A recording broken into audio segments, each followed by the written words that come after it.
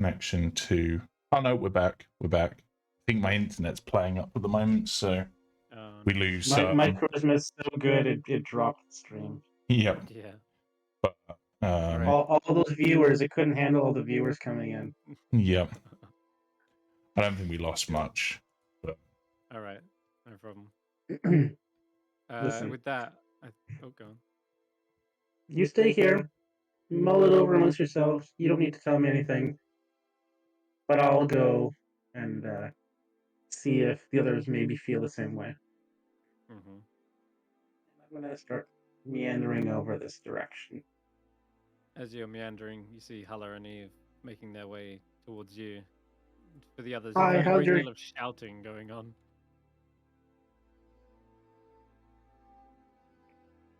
Hi, guys. What was all that racket? I heard loud noises. Sometimes when people are angry, yelling at them doesn't work. Is all I'll say to that. You only lost about 30 seconds of the stream, Jamie's just put. Oh, okay. So it's only 30 seconds. Nothing too... That's okay. The stream's frozen anyway, looks like, anyway, so it's okay. Oh. Very cold. Icewindale. Yes, it is. It was the stream up here. There's a stream up here, right? So. Yeah. This frozen stream. So yeah, what was all that noise about?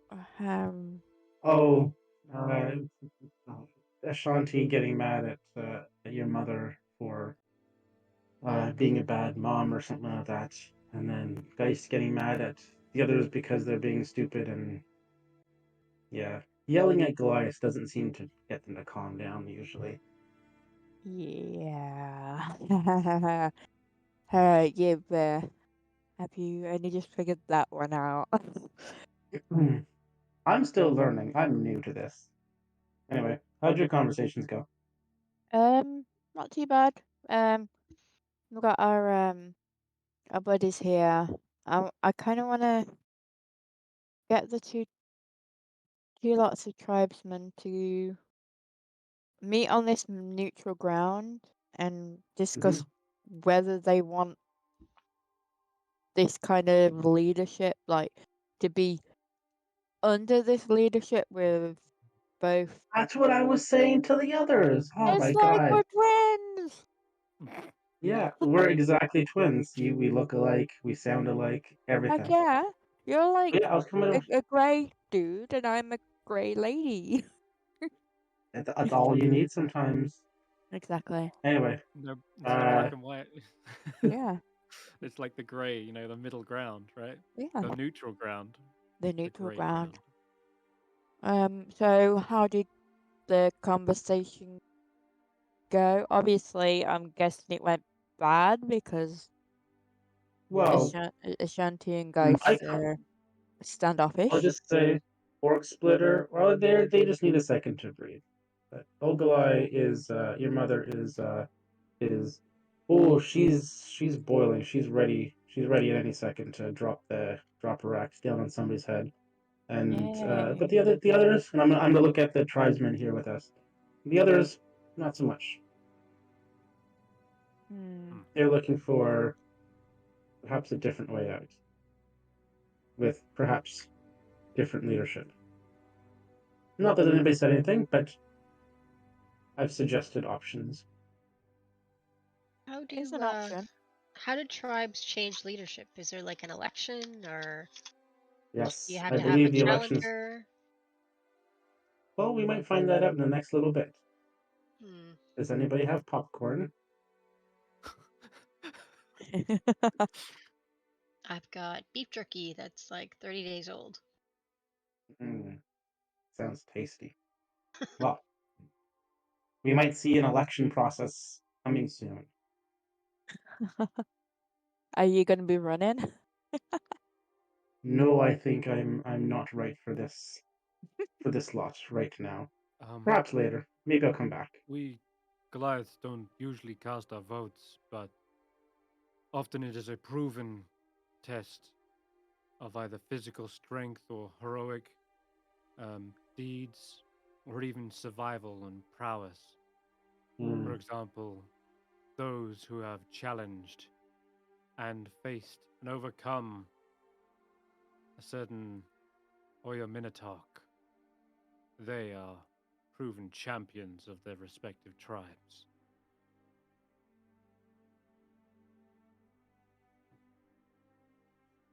Well, there you have it. They just need to Simply one. argue Minotaur. Yes, that is just simply one example, but other tests of strength or, other feats have earned them positions. Well, maybe if the two groups get together, maybe Rockfist and Orc Splitter don't need to have so much of a say in how the tribe moves together as a whole. That's what I was thinking.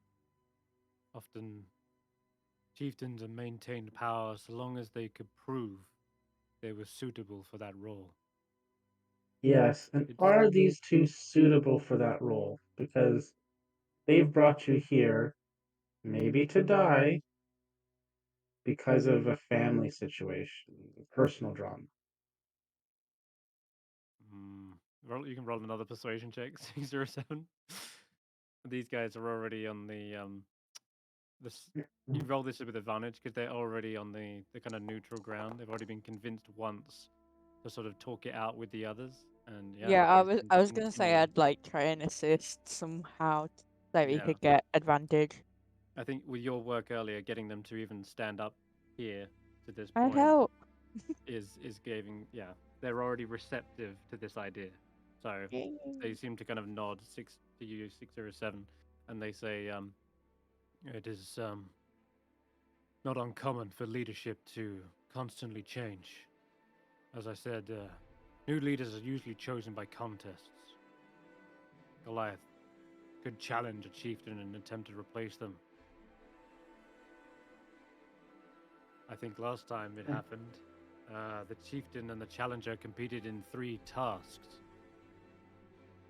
Well, let's just do one task. How about whoever can chop off the other person's head first is the winner? No, we don't do violence. You don't? No. We're trying to settle this peacefully without violence. I'm trying to bring the groups together with the fewest amount of dead people. Not no dead people. Mm. We'll see what Would they happens. would they agree to would one of them agree to step down if the other one wins? Merge the tribes with one leader if it was, let's say, I don't know, a thumb wrestling contest or something? Rockfist might be amenable to that. He seems tired. Orc Splitter might not. She definitely wants a fight, and we don't want to Oh, fight. she definitely wants a fight. Mhm. I mean, we do want to fight. I kind of want to fight. Oh yeah, we know. That's okay. We're trying not to give you everything you want. It's Not just yet. Okay. Like I said, fewest amount of deaths, but greater than 0. All right. And I'm gonna walk away. I think I'm done with what I need to say to Yeah. people. Okay. Climb back up here and get a good view for what's happening. Eve, would you like to head over to the other side? Yes. All right. Let's go. Ashanti and Geis, they're sat either side here. You good, guys? I'm fine. gonna go over to Ashanti and I want to talk to her and console her a little bit about her gambit not working. I'm sitting on the ground with bits in my lap. Well, spilling over my lap. I'm hugging Bits, who's trying to comfort me. Okay. Actually, there's a good point. I'm going to ask for a frost check. Oh no! Oh God! Right in the middle of. Yep, you guys have been sat out here for at least like an hour now, and probably more. And, Let's see if I can do this properly. Wow, natural 20 is coming in. Smashed it. Oh, come Oh. on. Oh Now we get no. the natural 20s. Come on.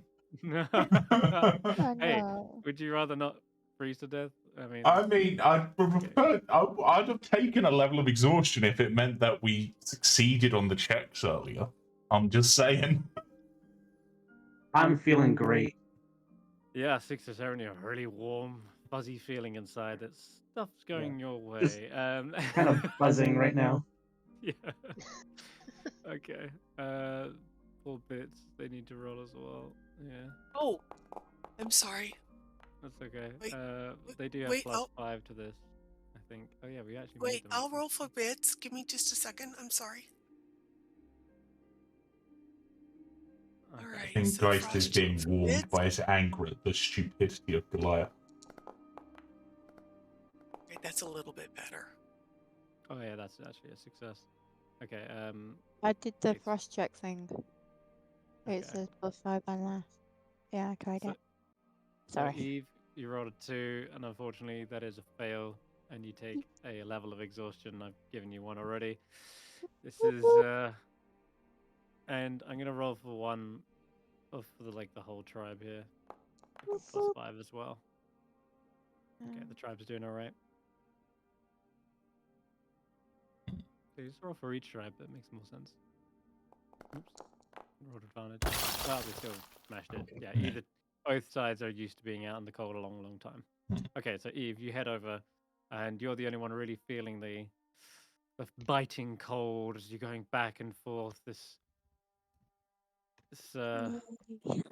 long, arduous task is wearing on you both physically and mentally now. But you can go ahead and talk to you can speak to Wayani and the other Goliaths who are like somewhat apart from Oglai, or you can talk to them directly. Oh, Aglo has made it like easier for me, so I can just like mosey on over to these guys and be like, To Wayani, sure. just dithering in the cold. Hi guys.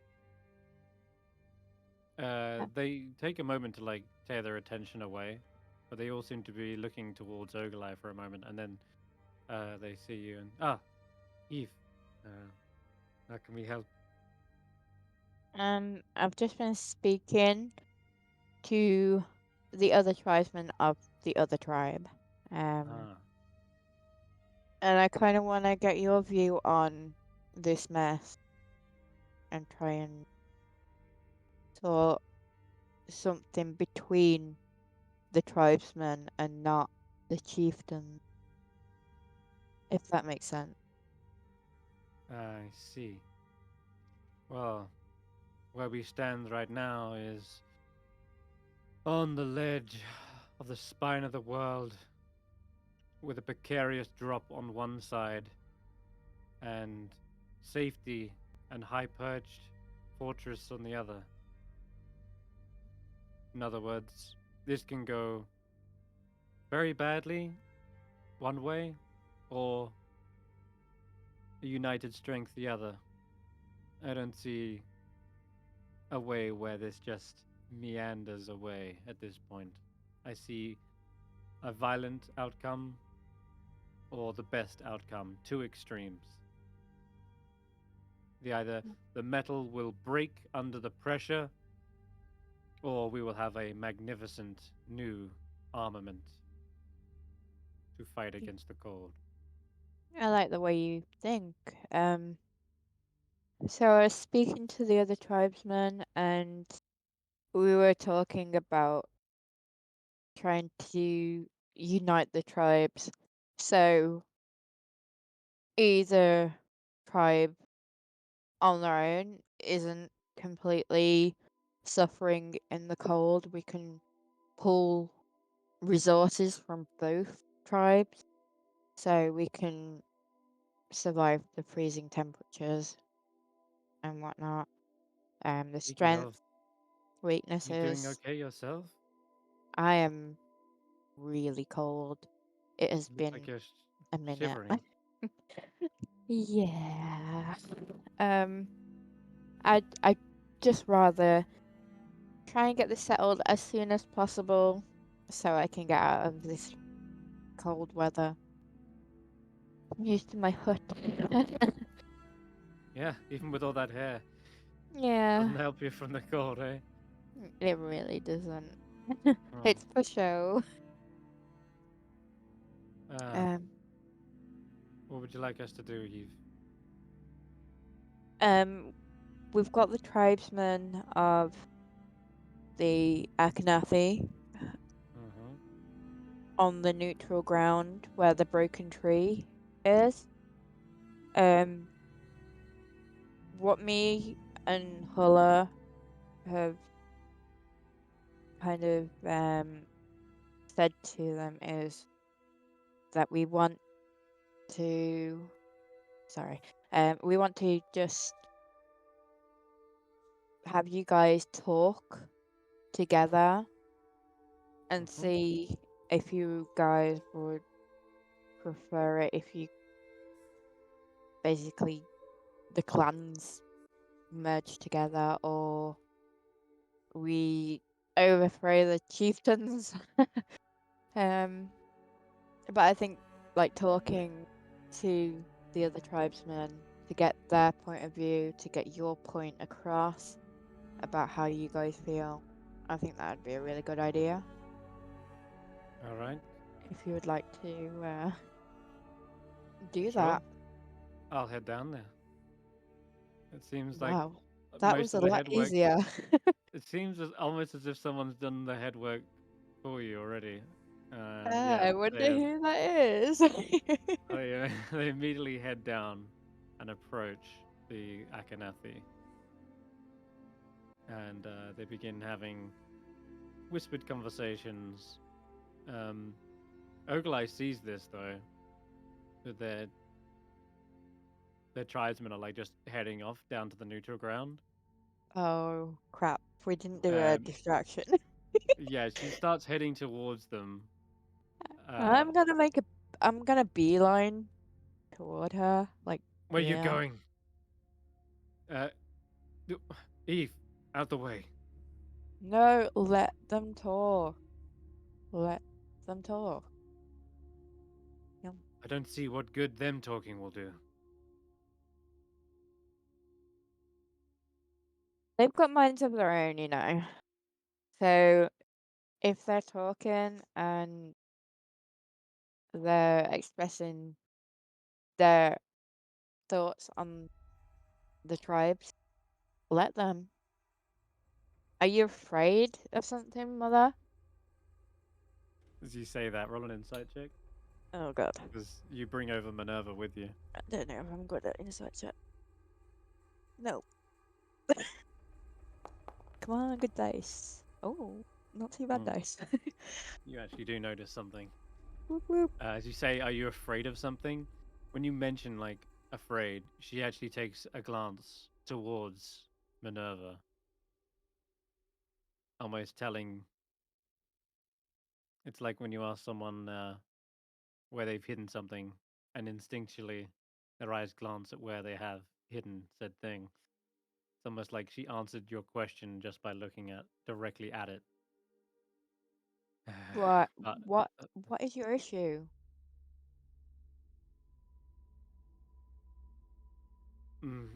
my issue is that this looks like some sort of mutiny going on. That's what they were told to stand at their posts. And now what? They're colluding, plotting. They're up to something. And again, with that inside check, it seems as though that's not really the forefront of what's her concern, but a secondary concern.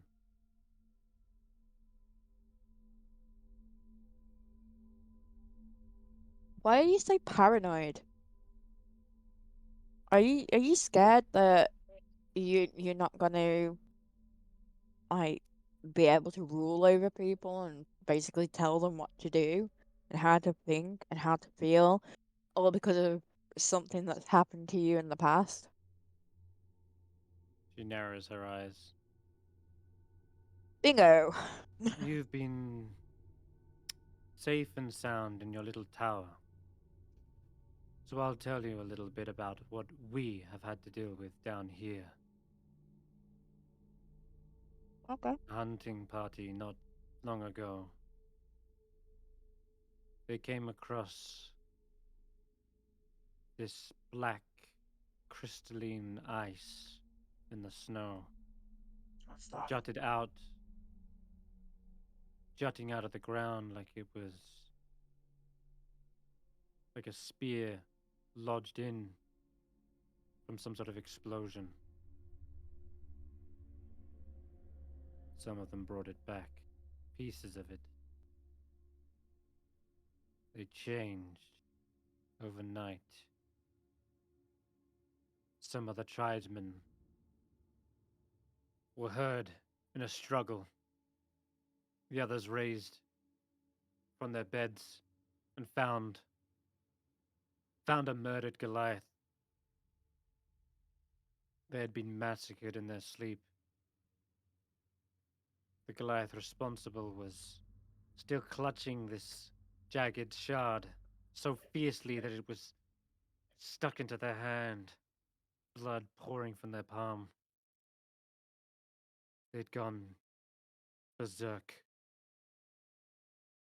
We tried to question them, but they immediately rose their axe and charged at us. We had to put them down, without ever knowing what truly happened.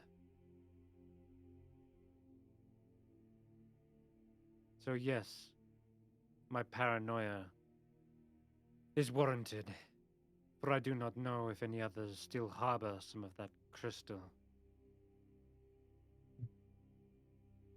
And what mind-affecting powers it has. If it could turn a loyal warrior into a raging madman. So are you saying that this this crystal has like magical properties or something? Yes. Not every one of those hunters returned. Some of them are still out there. And I fear, she sighs, I fear that is what's befallen our most recent disappearance as well. You heard us mention? I believe so. Let me have a look at my notes. And Kapanuk? Missing Yes. Goliath? That's right. For all Yeah, we I know, take notes. he may have found some of this as well. Kapanuk could have, when they got separated during the party, they may have stumbled upon this. Or maybe they were never separated at all. Perhaps the hunting party were the ones who killed him, and now we have more mind-altering crystal in our midst. I still don't have. I will never find the answers until we find Kapanuk.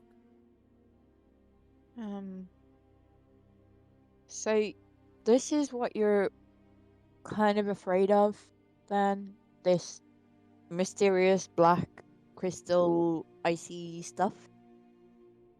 Why don't you speak to On about it? On? Yeah, On. About it.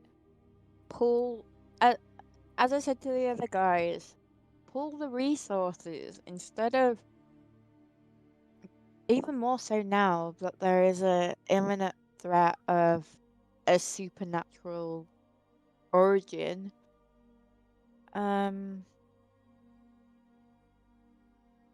But your tribesmen that have gone over, speak to the other tribesmen, they're not possessed or anything. They're just using their heads and just wanting this whole terrible. Why are you rolling? No, don't worry. Don't worry about that. Well, yeah. Yeah. Fine. They're just yeah. I forgot my So train of thought now. yeah, well, it's as you're saying this, you can see her like also losing her listening. She's like looking around, glancing up into the sky. And again, following your insight check, it seems that even this concern, this uh, danger that looms over Wormdew Crag, is still only a tertiary concern of hers. Meaning, she's giving you a lot of excuses, even though they're pretty good ones and they're pretty grounded, they make sense. But you're able to see that that isn't truly what she is afraid of, if that's what you're asking. Because you have asked, what are you afraid of? And she's given you two things that are of absolute concern, but it's not necessarily a fear, but rather just a challenge that they have had to overcome. No, there's still something else that is actually truly a fear that she has not yet shown, which you would need to like either address directly to bring out or guess. But she does seem to be glancing up and around the sky and sort of trying to like squint into the dense fog as if her eyes could pierce through it, but she seems to give up and then look back around and looks at Minerva first and then back to you. You can see her like almost sort of like bite the inside of her cheek. What is your issue with my griffin? You keep looking at her like she's some outcast or something, or just something that's dirty. What is the issue? Like your eyes, I can see them. Just that I see that you. thing may one day grow up and take another bite out of you. I'm just waiting for it to turn. That's all. Not all griffins are like that. The ones I have are. Quite clearly, they were wild and untrained ones. I remember that time. And you see her eye sort of twitch or like twinge with the pain that she's recalling. And it's the eye that does indeed have the scar over it. If you zoom right in on her token, you can even see it. And you notice it now more than ever, now that you're up close. And it almost does look similar to yours. You can imagine like a talon that's raked across her face there. Yeah. Well, Are you griffins are vicious. are you holding this grudge because you got attacked? Like, honestly, I've gone through the same thing, but I have Minerva. I love her as much as I possibly can. But you're there holding a grudge over one incident that happened. It could have been an accident. It could have just been an untrained griffin. Didn't know. Two, Eve. Two incidents. That then does not make it an accident. It makes it a repeat offense. Why are you holding on to this, though? Eve, that griffin would have hunted you down. But Would have did it? continued to try to Did it? kill you. Did it kill me? No, it didn't. Because we stopped it. Because we put it down, Eve. That's why. It would have continued to hunt you. It already had a taste for your blood.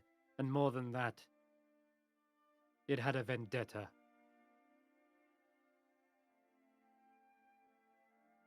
Against us. Against our family. Griffins are not trained like that. They're not They- trained to like single out individuals. They are literally wild animals that You in should the give them more Akana. credit. They are intelligent, and they remember a foe, just as I remember it. But Minerva isn't this griffin that attacked you. Minerva is innocent. She sort of rolls her eyes. It's the symbol of of that pain and suffering. Even as innocent as it may appear, one day it will grow great talons, claws that could do harm again.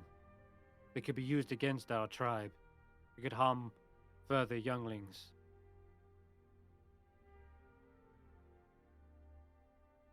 But so could anybody.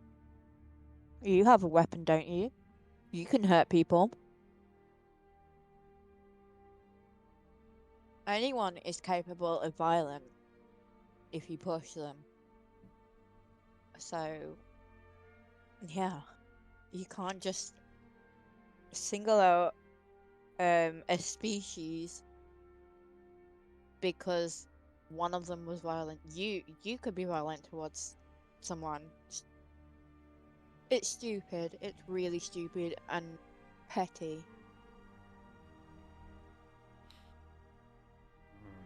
Roll a persuasion check, Eve. Oh, With- damn. With Minerva guiding you. Guidance. Minerva's trying to do a bit of Was it a persuasion? yes, please. Yeah. Minerva's trying to look as cute as possible. Sorry, when I say guidance, what I meant was advantage. Oh, yay! Yeah. Roll it again. Yeah, please. Yay! Because you're digging deep into her very scars. Like, 15 is a much better result. She says, I don't know how you can even coddle something that nearly took your eye out, Eve.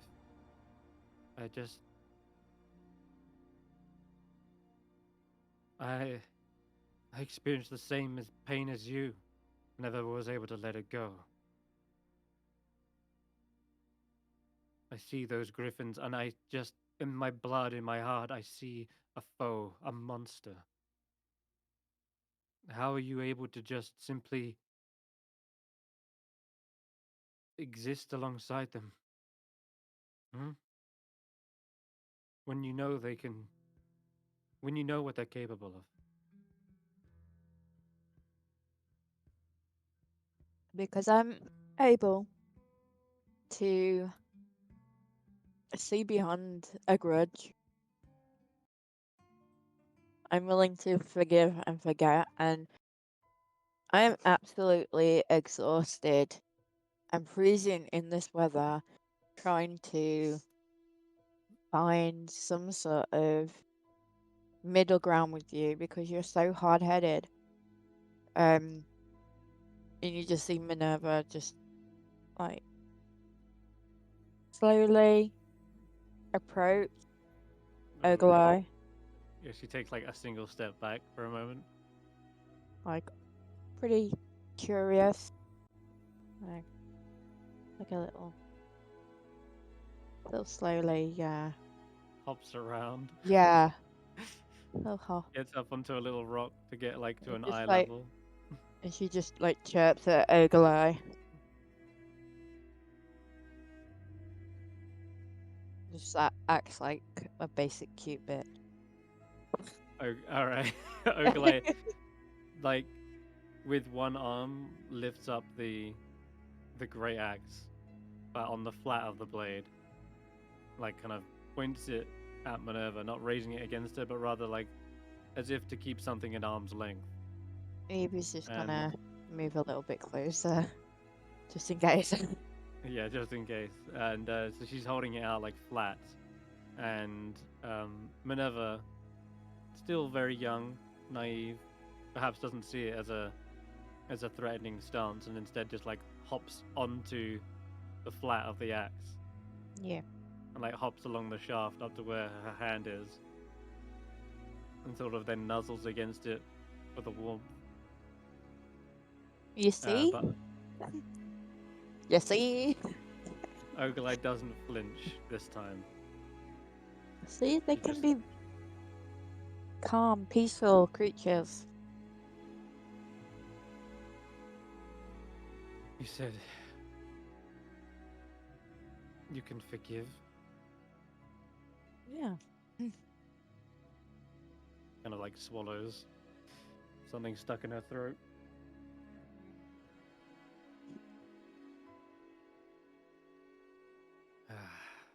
Kind of like tries to shake off whatever emotions are like welling up inside her, and she lets like the axe lower slightly until like Minerva like sort of slides and flaps away and catches themselves in the snow. It wasn't so bad, was it? She rolls her eyes. No. But what you're asking me to do now is forgive Arn. Or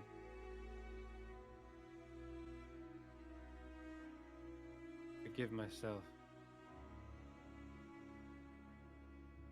She says that last line with a heavy look in her eyes. And like looks to the ground. Her grip kind of loosens on the axe.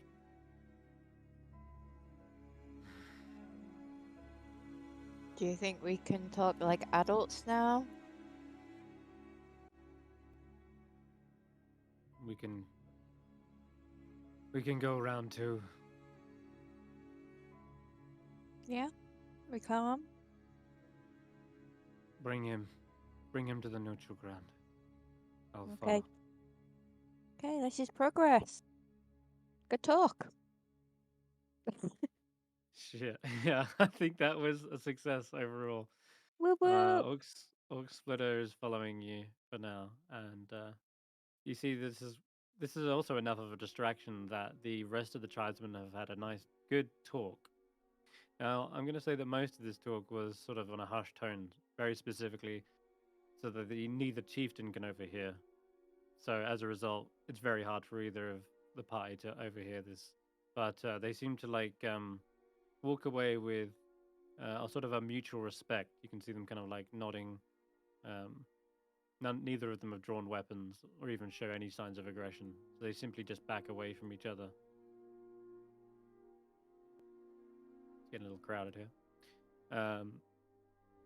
Okay. So she says, Jarkrick, Zuri, you enjoy a little meeting there? Hmm? Before they can like hesitate and reply, she says, form up on me. We're going to speak to Rockfist once again.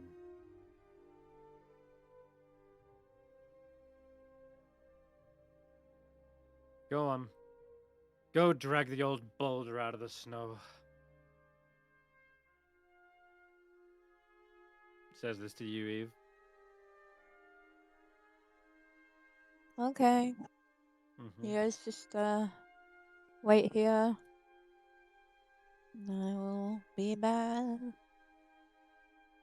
It is time. Right. Face says, oh, and here's Eve. Well, we're just looking down at the river. Such a beautiful landscape, Icewindale, when you don't consider the dangers and harsh survival aspects. Arn seems to have gone completely quiet during this time. So, had a tour with a few people. Had a really deep talk with Mom. And she wants to speak on neutral ground. Are you happy to do this? He doesn't say yes, that's for sure. But he does turn and face you. Let us talk. For all the good it'll do. See if we can crack the ice. We need optimism here.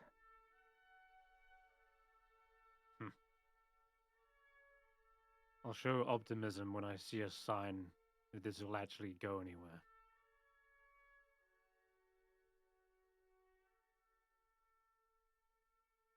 Arn Right. steps up to the broken tree, and so does Orc Splitter. They are face to face once again, with their respective tribe members behind them. What do the rest of you guys do? Just wait this out, or would you like to get involved in talking? Ashanti's still raging, mad. So I'm just gonna stay out of it, back with Alright. Bits, but I am gonna stand behind Ogalai. She is the chieftainess of the tribe I've pledged to, so or been inducted in. All right. I'm gonna stay on the side and break up any fights between tribe members if I see any starting to get heated. Mm-hmm.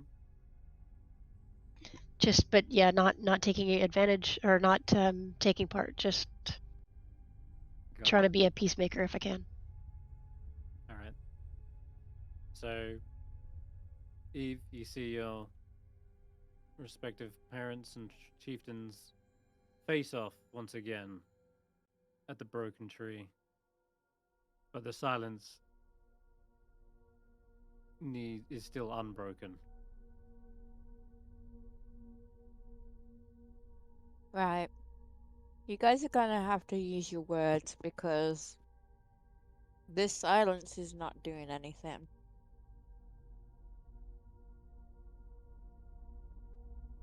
I'm simply waiting for Ogalai to accept blame for what happened. No. This isn't about blame. This is about you guys squashing the beef and just stop being hard-headed.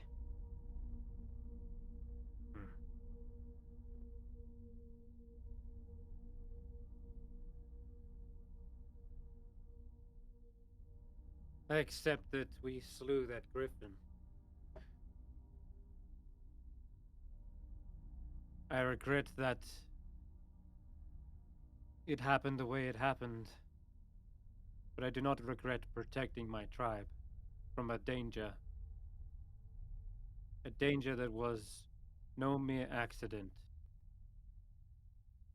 This wasn't the first time that griffin had a taste of our blood.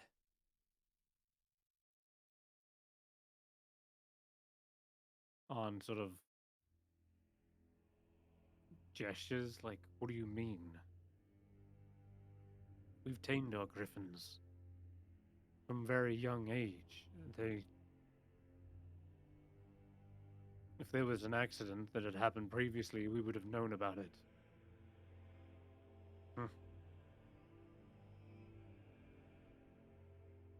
Seems the fog may have clouded your vision all the way up there, because there was one incident you never did see, and it involved me and that same griffin.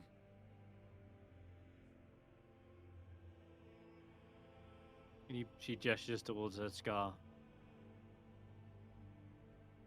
I bear the same scar that Eve did. That monster came to blows. Nearly gouged my eye out. It was then when it got a taste for our blood. Of course, I wasn't strong enough back then to fight it myself. But once I saw the coward that it truly was. It didn't try to attack us. It saw how I wielded an axe. It knew I was more than enough. More than its match. But young Eve, it saw our offspring come into the world.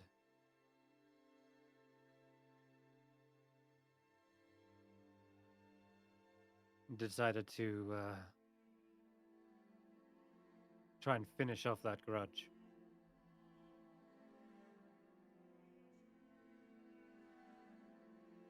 That's why it went for you, Eve.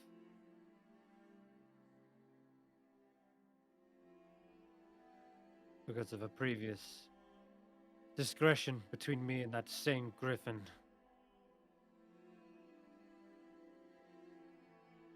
We share the same blood. It knew exactly what it was doing. Arn says, this is unbelievable. You're talking about this griffin as if it's some villainous mastermind.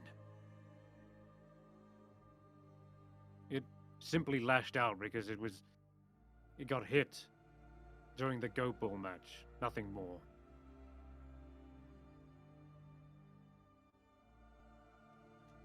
Well, you choose what you want to believe on. But I'm trying to tell you that I'm willing to move on from this.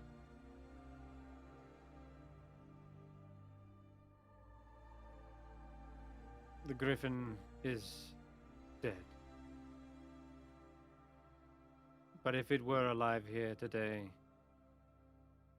I would try and muster it in my cold heart, forgive it.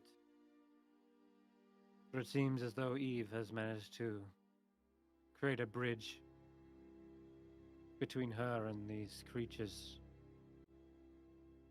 despite its attack on her.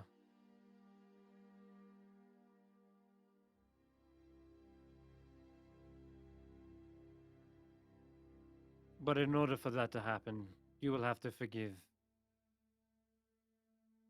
the actual killing of the griffin.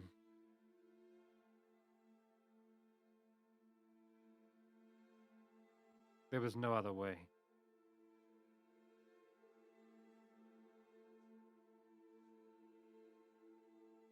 Maybe in your short-sightedness, there was plenty of other things we could have done.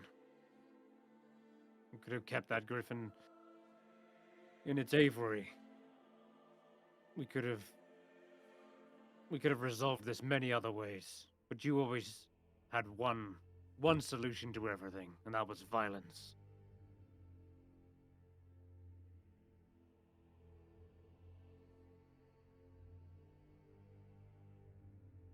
If anyone wants to jump in during this, you can, because it seems as though at this point, the accusations go a little back and forth, as Ogalai says, once again, "What would you have me done? Clip its wings? A griffin that can't fly isn't a griffin at all at that point." She's got a point. That would be cruelty. Would you condemn one of the griffins to a life of cruelty? Not being able to spread its wings and fly, No, basically of do course its not. job. He's putting words in my mouth. But there was plenty of other avenues, aside from just killing it. True. Like what? What would What you have done? Could would have you kept have it had? under restraint in the aviary, at least until it had calmed down. But we didn't even know this was happening. We didn't even know it was still hunting Eve. If you'd have perhaps communicated that before taking a rash action, maybe we could have saved its life. This is just boiling down from a lack of communication then.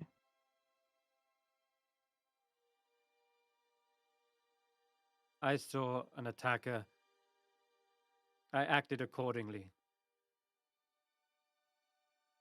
If we didn't get it, it would have got away.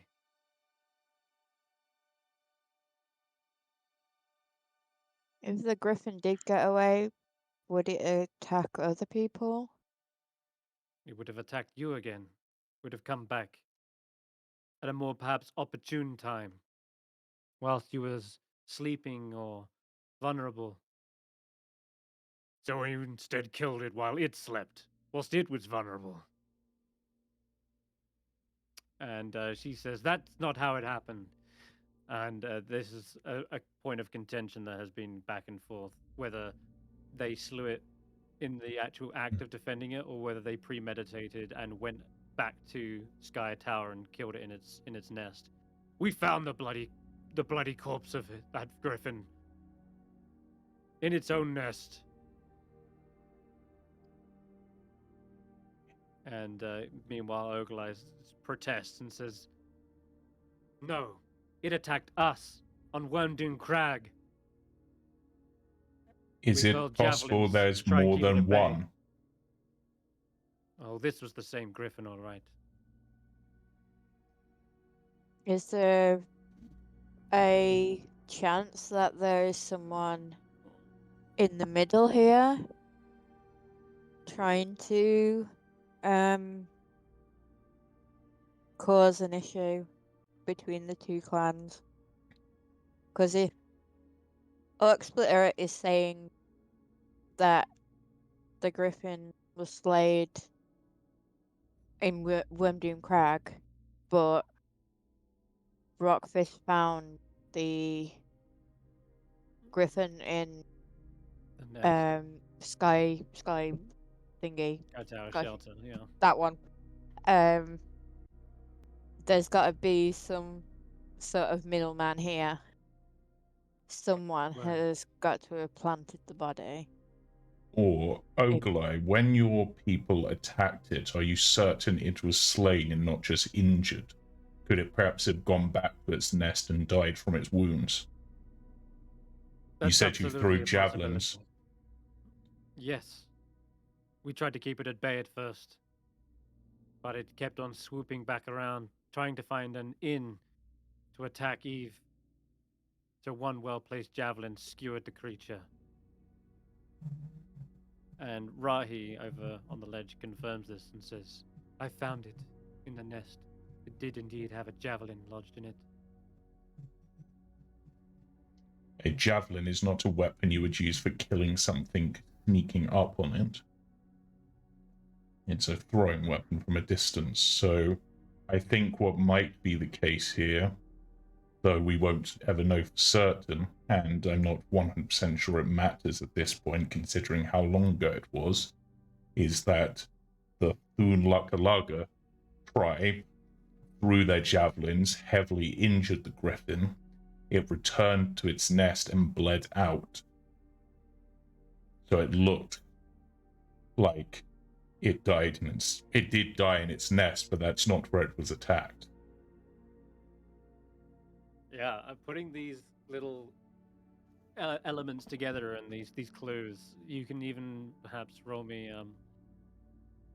I'm going to leave this up open to you guys because, yeah, if you want to use like investigation to put these hints together and present this as like an evidence to the tribe, then you could use that. Or if you just prefer something like a persuasion to try and convince them that this must be the most logical outcome of how it went down, that neither side is truly malicious or like premeditated in like setting this griffin upon Eve and likewise killing it in its sleep. You can decide how best to approach this with what role you want. Does anyone have like good investigation or anything like that? I have an argument for another role that I could potentially do, which would give me a +3, but that's I probably have the a best guess. -1 to investigation. I have a -3 to investigation. Then persuasion is a fine substitute. I Would know intelligence is not the party's strong suit. So. Persuasion, he I've got a gonna- +2, but I've been rolling like crap every time I've tried it. could I get Insight, away I've with got a animal? +4. Could I get away with animal okay. handling because of my knowledge of animals? So I'd be able to work out that if it was injured, it'd probably go to its nest to recover from its wound. Right. Good thinking. That's good. I like that. Yes, you could. Okay, that's a +3. Does anyone else have anything better than a +3 on any of their rolls? No, I rolled 2 1s and 2 2s today. I ain't rolling shit right now. Can I use acrobatics? That's my highest. I can give you guidance on whatever you roll. Okay, I'll go for the animal handling, I guess. Unless Okay, we'll see 607, you want to be persuasive because you've got the charisma. What am I being pretty persuasive towards? Basically persuading them that this is the most logical outcome, that the beast was attacked at the one tribe and then returned to its nest to basically lick its wounds, but died from the injury rather than them sneaking up and assassinating it.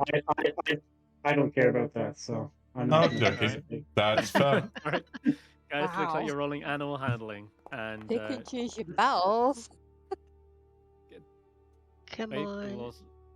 I was going to say Faith could Guidance. add guidance. Yeah, you got it. Yeah. That's an 18. 18. They both seem to be still in this moment, thinking over everything you've presented. Arn strokes his beard. You see the snowflakes coming loose. Meanwhile, Ogilai kind of brushes her hair aside and sort of massages the scar once more with her on her temple and around her eye.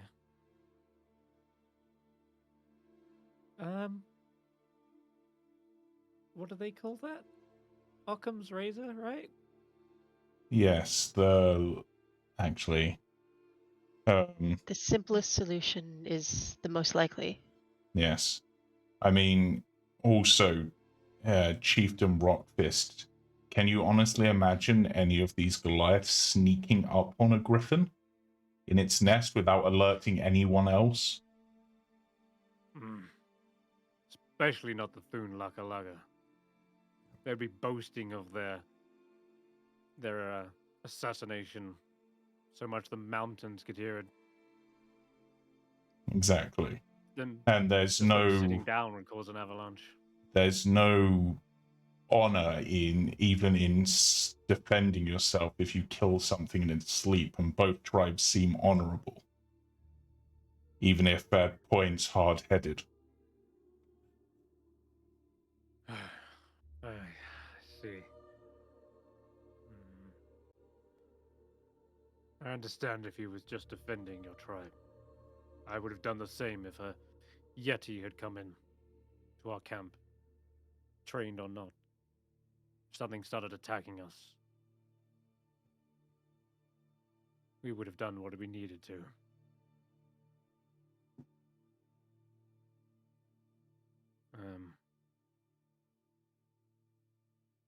I will need time to just think over these things that have been said and gather my thoughts as to how to move forward from this. What this means in terms of events that followed suit. Well, you'd best think about it quick. We're freezing out here. Poor Eve is already shivering, so get it through your thick skull. We're not at fault here. And Tempting you either see side Ogilai is. turn around and then walks away. And that is actually a success for how this is going to play out. Hell yeah. Arn seems to be thinking deeply about this. I never knew that. Wait, before everybody walks away, Mhm. Ashanti wants to do one thing. Can you put everybody back where they were for a second? Oh yes, I have that fireball spell. No? Don't you dare. Okay. Oh, All right, shit. Ashanti is still mad. She's going to Okay. turn to Geist and she's going to say, "Are words done?" Because he's the closest. I think we might have actually came to, and possibly the closest we're going to get to peace between the two tribes at this point. And I think most of that is Eve's doing. And also 607, they seem to be very good at talking. So you're going to see Ashanti reach down. She's going to scoop up a huge amount of snow. She's going to shout, "Orc Splitter, I'm still mad at you. Split this!" and throw a snowball at her. Okay. Roll to So- hit with the snowball. What do you want me to roll? Just either your strength or dex. Okay, we'll take strength. Mm-hmm. Ability check? Okay. Yeah, just an ability check. Oh, good God. So she missed totally. She Yeah, she does. absolutely, positively missed Ogilai. And Yep. she hit Jagrat by accident. The other Who's Goliath. just been hit in the face. Just a standby. Yeah. with Okay. a snowball. Uh, And it's a big, wet, sloppy snowball. Jarkrick kind of like, what the hell? Is that those damn Chewingas again? Looks around and sees you shouting. Ogle just sort of leant back from this attack, almost like predicting something was coming from you. Mm-hmm. And she shouts back at you and says, "You, Ashanti, you are Volokthea, shunned from this tribe." That was fast. And by the way, what you know that to mean, Eve, is it's not exile. Shunning, as she just mentioned, Volokthea it's like a tribe acting like someone, like the criminal doesn't exist. Like they're not picked for teams or sports. They're not provided with food or shelter. They're It's like- iced out. They're iced out. Yeah, exactly. Yeah. The duration of the shunning is never outright spoken, but rather communicated via mostly like body language, and most Goliath just know how long a shunning should last. And Well, that's sad because I was trying to start a snowball fight to warm everybody up. I noticed. So, uh, It's really Is sad. that 'cause what I you were was- trying to do? I was yeah. like, I don't know where she's going with this. I Everybody's, kind of everybody's cold. Everybody's stiff. Everybody has been doing nothing but talking. Mhm. And I thought if I started a snowball fight, that would be a contest everybody could have fun with, and everybody would win. Absolutely. I love the idea. I just think from previous roles, they've already got a bad taste in their mouth from you, Ashanti, and yeah, they've now announced it officially. You're effectively shunned, not exiled from the Thunlakalaga, but they just all basically give you the cold shoulder and walk past you.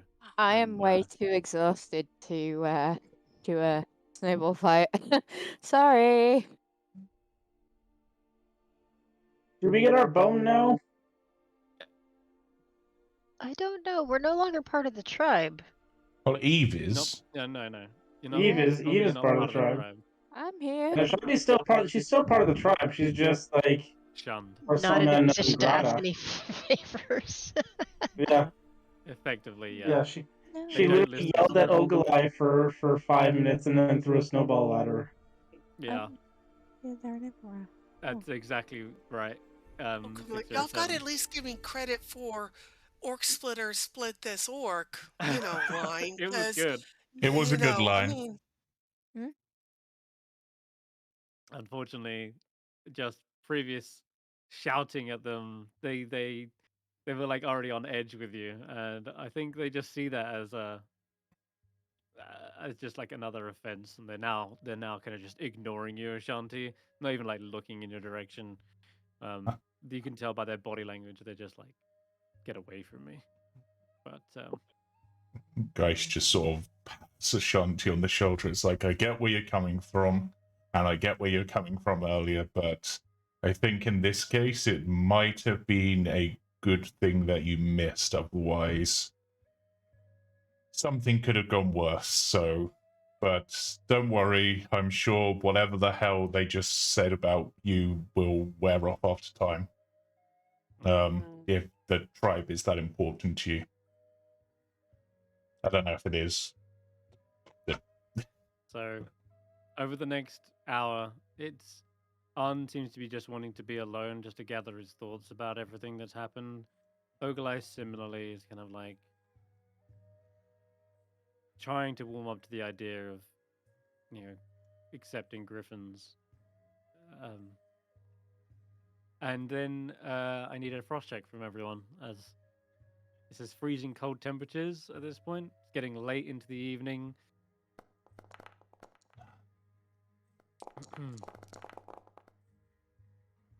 Yay. In my case. Oh my, a fail from 6 or a 7, that's rare. That's a first level of exhaustion. God, is that And, 6 or... No, that's not 6 or 7's first one in their campaign. He's had at least one before. No. This is getting cold.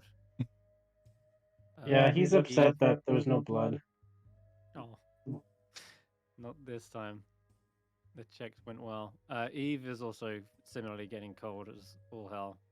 That's 2 levels of Woohoo. exhaustion now, and it gets harder and Yay. harder to resist the cold as the time goes on and this endless struggle continues. It's just you've made headway, it seems, Eve. You have, but now, like Rockfist said, how are they going to move forward?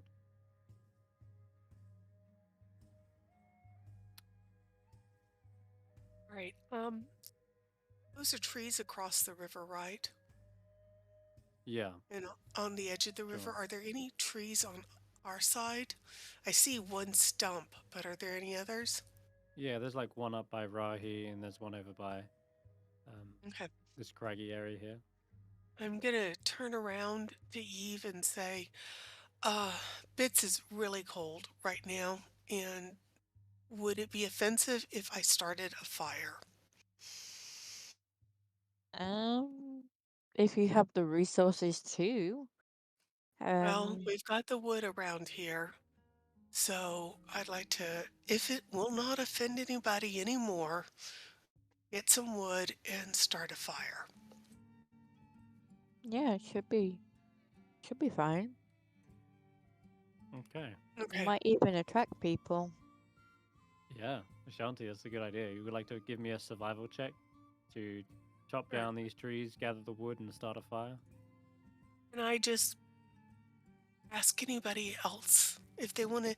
607, do you want to help me gather wood? 15. It's actually pretty good. Where are we able staying to- tonight? Are we staying with one of the tribes or something? Or I don't know, but Bits is getting really cold, and I just want to get Bits warmed up again.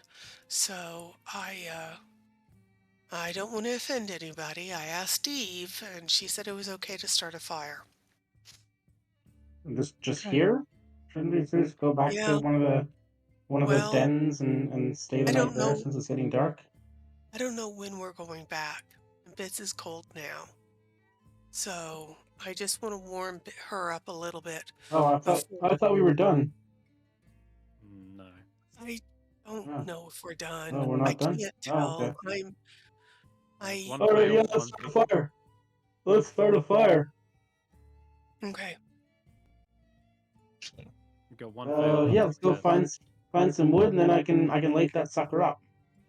I have a Perfect. spell for it. We're gonna start a fire because Bits is really cold. Do you mind helping us gather wood? Eve said it would Like, not offend I anybody can help. if we start. Okay. That's already a success anyway, Ashanti. You've got Oh, a very Ashanti, decent... also give me your flask. Okay. I will give 607 my flask. Okay. I'm just gonna start stuffing snow into the flask.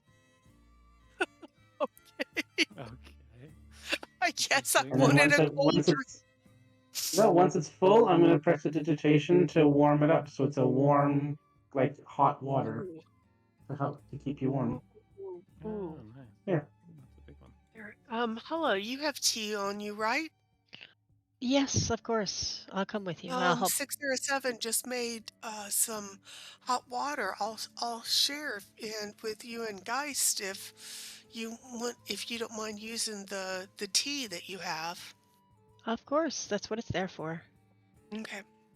So I'll take Hulla's tea, put it into the hot water, steep it, and then share it out. 607, do you drink tea? I don't drink don't think- anything. Okay. Gee. There's a aroma in the air that Ogilai doesn't seem to be able to resist. She smells it and begins heading over towards the campfire.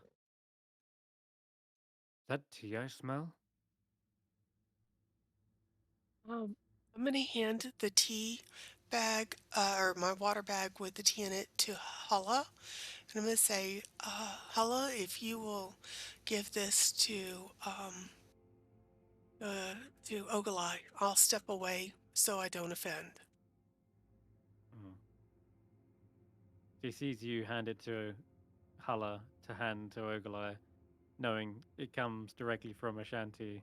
She sort of hesitates and I'll walk over. If Here, it's it's my tea. It's Mhm. it's 607's water. It's from all of us. Thank you. This is a pleasant reprieve from all this grudge matching. You seem to enjoy it, rather. Did you want all this to end? Competition is in our nature. It's everything we strive for to be better than our opponent. But I guess there is sometimes when it's nice to take a break from fighting. Tea is a good excuse. Well, I Yeah. think Sit there's down only on the one rock. thing missing at this point. We've got a warm fire, we're on the mountains, and we've got hot tea. I think the one thing missing is a good story, and I would be very interested in hearing how the Thunlakalaka tribe, or whatever the United Tribes name previously was, I'm not sure if that was a different name, and apologies for not knowing that, how they took down that dragon, because that sounds like a good story. You're going to want to hear this, Arn. This is a good one. Arn out there in the cold. Come on, come warm up by the fire. There's being stubborn and there's being stupid. You just pick the better of the two. He crosses over from the neutral ground and sits down, begrudgingly, out of politeness, I suppose. Yes, exactly. He sits down. Right now we're all Skydreamer, come on. Yeah, Rahi, I realize you like being up high, I get it, but warm fire is better than cold mountain. Let's call it a truce, temporarily. Arn gestures her anyway. All right. What are you up there anyway for? Looking for dragons yourself, Arahi? Oh. No, just checking out the weather, you know. I mean, if you're Making looking sure we for... don't get all snowed in before we make it back to our respective plans. I mean, if you're looking for big, flying, dangerous things... That 20 on the deception check. Then you might want to be keeping eyes out for weird owl/human person. Faith can perhaps tell you a bit more about that, because she has better knowledge on me than that thing. Or giant bird called a rock. That's apparently been seen about, so... Both very dangerous, both flying things. You speak of Oriel, yes? Yes. We heard that the Queen of Winter takes many forms and casts her spell across the land every night. It can be seen as a shimmering aurora. Yes, we've seen the fate of one person who got on the wrong side of either Auril or a servant of Auril in one of their forms at a farm that we visited. The husband turned to basically a rotting corpse almost instantly, and the mother or wife supposedly turned to a crystal and taken away. All that was left was a large snowflake symbol in the ground. We have heard of similar abductions. Up here, we've kept silent and still away from the bustle of 10 towns, but the stories have reached our ears. None of the Goliaths we know have been abducted, but we've had disappearances, so unless it's those that have been abducted, I can't say for certain. Yes. But it is strange that Auril seems to be picking and choosing individuals. Yes, that was something that caught my eye. But enough about dread of the future. We're round to fire story time. All right. So, the tale of this great white dragon, the one that resides just outside of Wormdoom Crag. This foul beast, I believe it had a name. She looks across her tattoos, and one of them is like written in primordial runes, and it spells Stygiaris.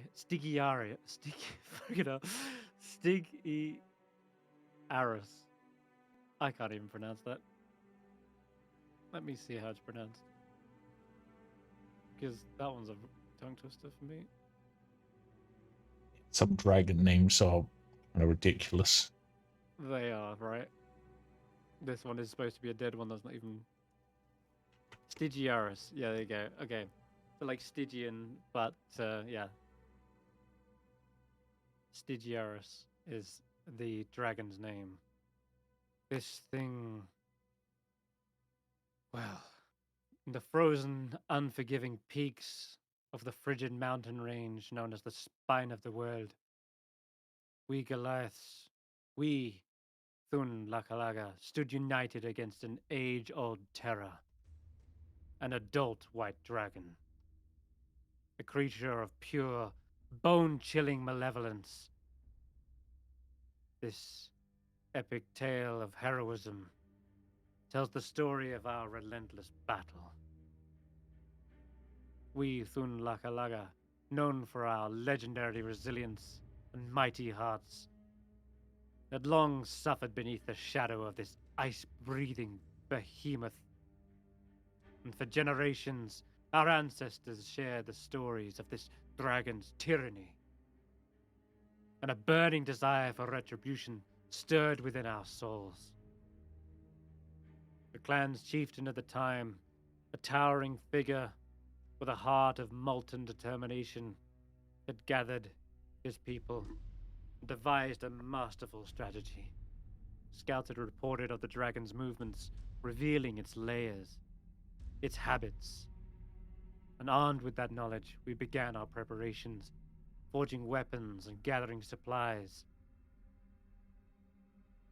The eve of the battle was fraught with anticipation, every Goliath warrior meticulously checking their equipment, with each member understanding the gravity of this mission. If we failed, it meant the destruction of our clan. But under that pale light of the moon, we shared a solemn but unyielding resolve, promising a return of victory or none at all. With the break of dawn, we ascended the treacherous slopes of the dragon's lair, guided by the wisdom of our ancestors. The elemental forces whipped against us. The wind conspired to chill our very souls, but our spirits burned hot. The ambush was executed without flaw. Traps were set, and we positioned ourselves strategically, waiting in silence. The first breath of the dragon was an icy gale of death. It threatened to extinguish our hope, but we stood firm, unyielding as the mountains themselves. And as the dragon emerged from its lair, roaring with fury, we launched our coordinated assault, charged with javelin and spear, honed to perfection. Blades and brawn clashed with the dragon's fury. We sent volleys of javelins towards its towering adversary, striking at its vulnerable points. This battle, it raged on, and a fierce symphony of bravery and might took place, ones that shook the very foundations of the mountain. Thun Lakalaga, using our size and strength to our advantage, persevered through the dragon's freezing breath, piercing its armor and scales. Every blow was a testament to our indomitable ancestral spirit. We proved ourselves unbreakable that day. Overcome the dragon's cunning, counted its every move. It was a relentless trial. And then, amidst the smoldering battlefield, amid the shattered ice, we seized our moment. With a thunderous roar and final heroic charge, we overcame the dragon's defenses and struck a fatal blow. The beast fell, its reign of terror falling with it. Spear that was gifted by one of the long-forgotten ancestors was the one that delivered the final blow. We were weary, but triumphant. We stood as heroes amidst the blood-soaked snow. Our unity and strength had prevailed against the odds, making it a victory that would be shared for generations to come. A triumph over a legendary adversary. We decided to take up the dragon's lair as our new home. We left the body of said beast lying, rotting out in the sun, where we slew it, to mark where its final resting place lies, a reminder of what we had overcome. And thus, the name Worm Doom's Crag was written into the stones, etched by our finest rune carvers. And that is how the legend persists today, set in stone.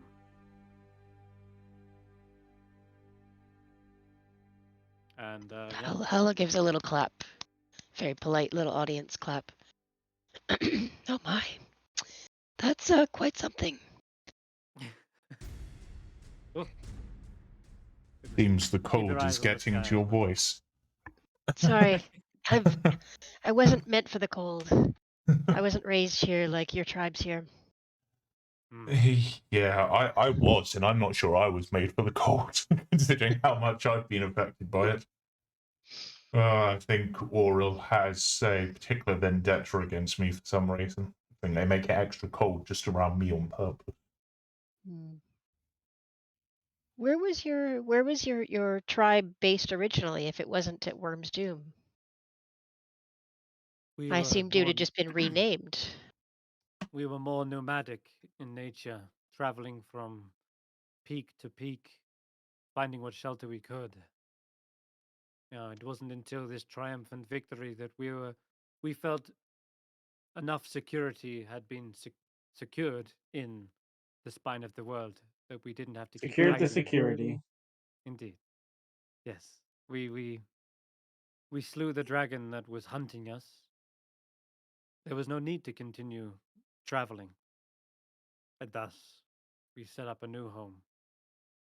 We staked our foot in the ground and made sure that any other dragons in the area would know not to mess with a Thun Lakalaga, else they would lay buried in the snow.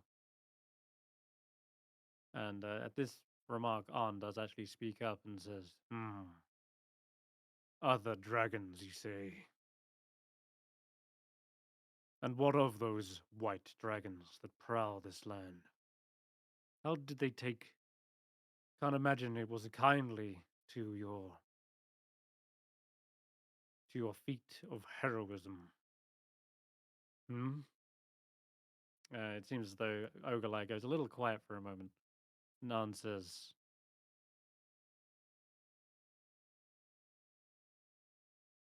other white dragons, ancient ones, make their home here in Icewindale. They know likely of your feats. Perhaps that is why one has returned. to seek vengeance upon our kind. We have Wait. seen it. Wait. Our That's- griffins. Oh, yes. We have kept watchful eyes in the skies. Whilst you've been in your little caves, we've been keeping eyes. We've seen the shadows cross the tundra. An ancient force lurks out there. Our griffins have even encountered her. This creature is known as Barritomus. It tirelessly patrols its domain. It seems intelligent, patient, vastly more so than other white dragons that are simply savage. Normally, her kind lusts for revenge. She seems to be biding her time, waiting for when we are at our weakest, whittled down by the cold. That's when she will strike.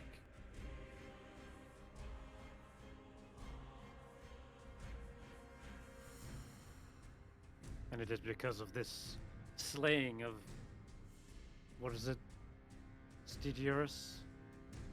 It's likely that this white dragon will be the death of us all. Now, way to bring down the mood.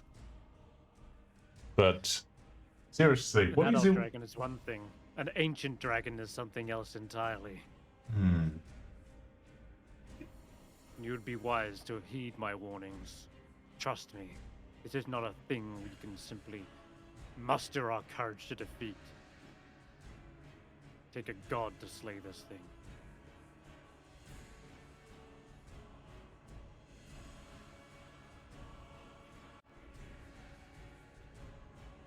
We last saw Barritomus sweeping across the land near the Sea of Moving Ice. I'm unsure whether her lair is nearby there, or whether it is simply her hunting ground. But we have since stopped sending griffins over there. Each one we did, they did not return.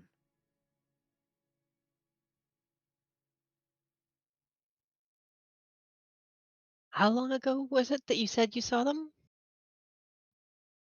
This was merely 10 days ago. So like almost like 2 weeks ago, effectively. 10 days is a Okay. week in Icewindale. Right. Okay.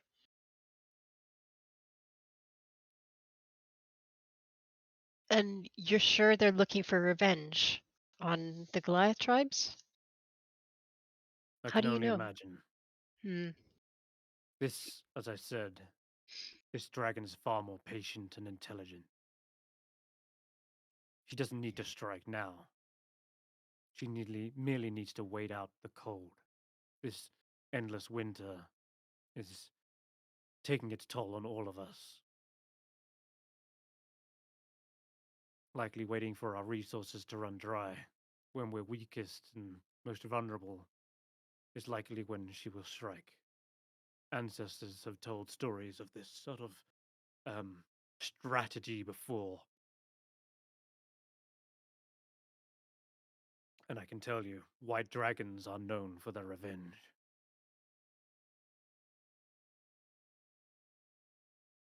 They seem to lose all sense of self-control, ripping and tearing until everything and everyone around them is destroyed.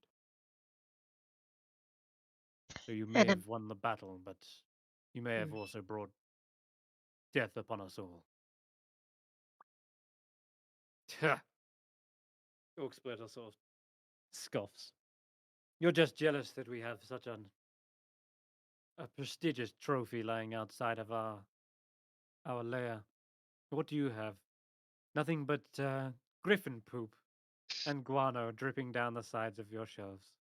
I mean, if if what Arn says is true, then if another dragon, ancient or not, does come to attack, having a flying companion as the griffins would surely be a boon in such a fight. Well, to say Shrug. nothing of the combined resources of one army instead of two. Of course, And there I mean, is that. I doubt very much that the dragon is going to make a distinction between two closely related but arguing tribes. Knowing dragons as little as I do, but they don't seem the type to be interested in rivalries.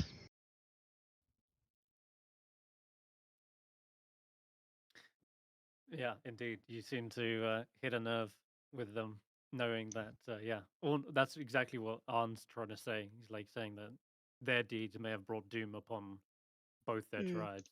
And yeah, I think that calls for like sort of a persuasion check here, I think. That the Okay. fact that this is, like you said, that you said the combined, they slew an adult dragon as one tribe, but to take on Yeah, an ancient an one. ancient dragon who's more cunning and more intelligent. Mm-hmm. Yeah. Might need the prowess of both combined, and that's kind of along the same lines of what Geist was saying as well. Come on. That's a Hey, 20, and hey now. that is actually a success. Oh, finally. Yeah, it is.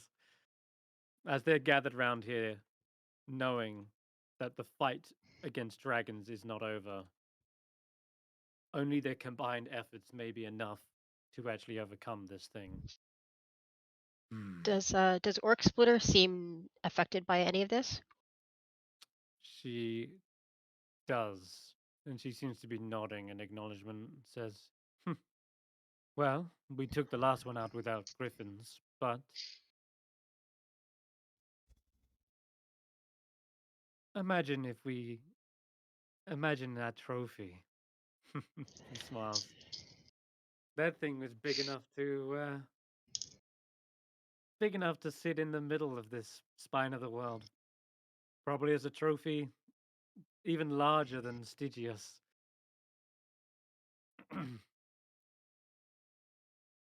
Well, though you would have no shortage of bones to be proud of, that's for sure. It'd There'd be be enough for both bones, tribes, I imagine. Exactly. Bones to go around for all, including yourselves, should you wish to assist in this hunt. Oh, I mean, we don't have the time to be sticking around to wait for this fight, to be honest. But, We I mean, that's not to say if we were in the neighborhood when it was attacking, we wouldn't help. But it's not like, unfortunately, we have a We have to lot find of out if our friend wants.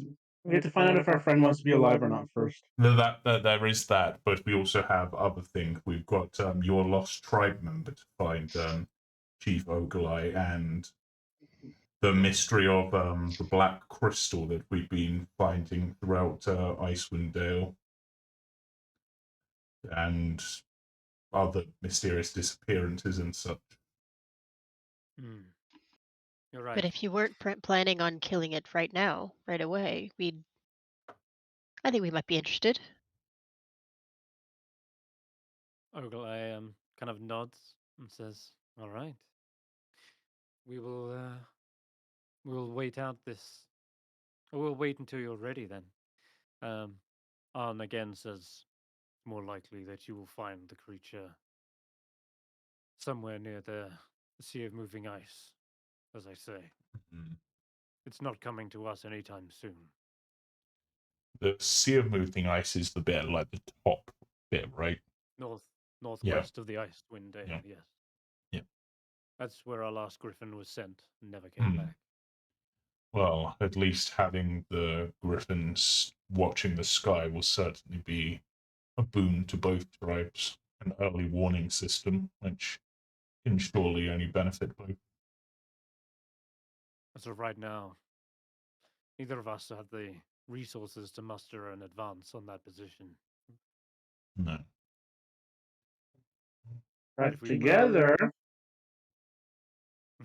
yes, but together, maybe we would Uh, need Out to of out of curiosity, strengthen our would it own. be enough if you were together? Would there be enough one way to warriors to find take out. this down? Well, yeah, I suppose. Hard to say. Like I said, an ancient white dragon is something of an entire tier above an adult.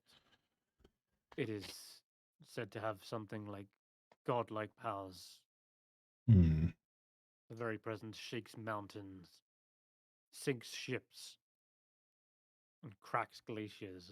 This is no mere beast. This is more like a god you're fighting. Wait. Sea of Moving Ice.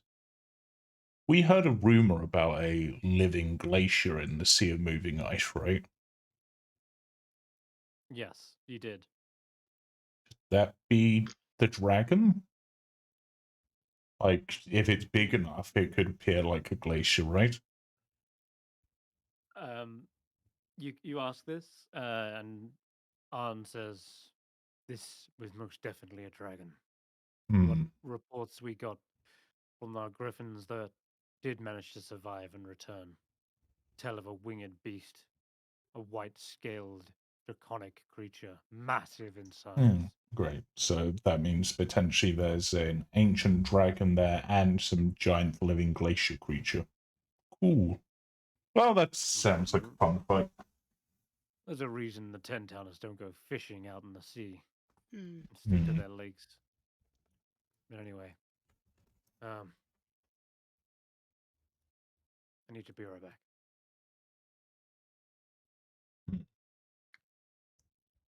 That's me out of game as well. Yeah. Okay. Yeah. I'm just considering because I don't know the Redhead Glaciers on the other side there.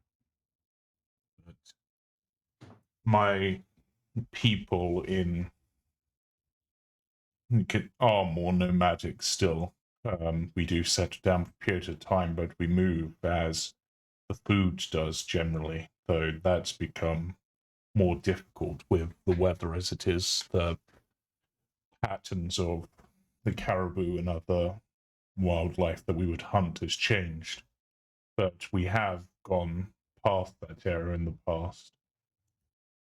It's a weird saying to say now that I think of it, but I don't recall hearing of any dragons whilst we were there, so but it's not to say it wasn't just sleeping until something woke it up, perhaps even this coming of Auril, and well, not necessarily coming, but this amplification of Auril's power that seems to be occurring has perhaps roused it from an ancient sleep. And that's why before we didn't deal with, hadn't heard of such a thing, but now we are. Of course, I know little dragons apart from ancient stories. Mm. All right. Arn comes back after making some yellow snow. All right. Now he's stands up. You see, everyone seems to be warmed up now by the fire, and Boone Lakalaka is enjoying the tea. Most definitely.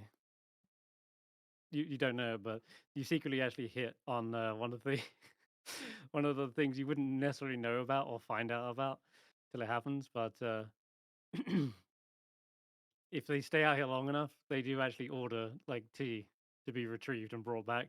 But because you've got the tea already on you, it's like massive points for you. If we somehow could have solved this whole thing by making her some tea, I'm gonna feel very, very British. Accidentally.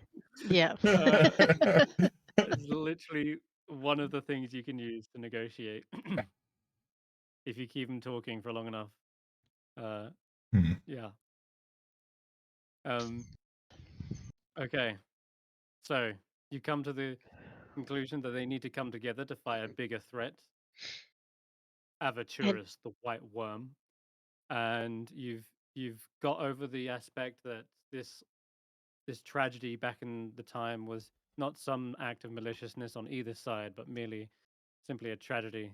And even it does seem even Oglai is willing to try and forgive. And this, neither of them have like verbally said it yet. They just sort of accepted the fact that maybe the events didn't play out how either side imagined it to. And now that's kind of all that's left, it feels as though these two need to just put their own grievances aside, like the personal things. So yeah, how do you want to start that conversation? That's so at this point, the basic grievance between them is over Eve. The main issue now that's left. Right, that's right.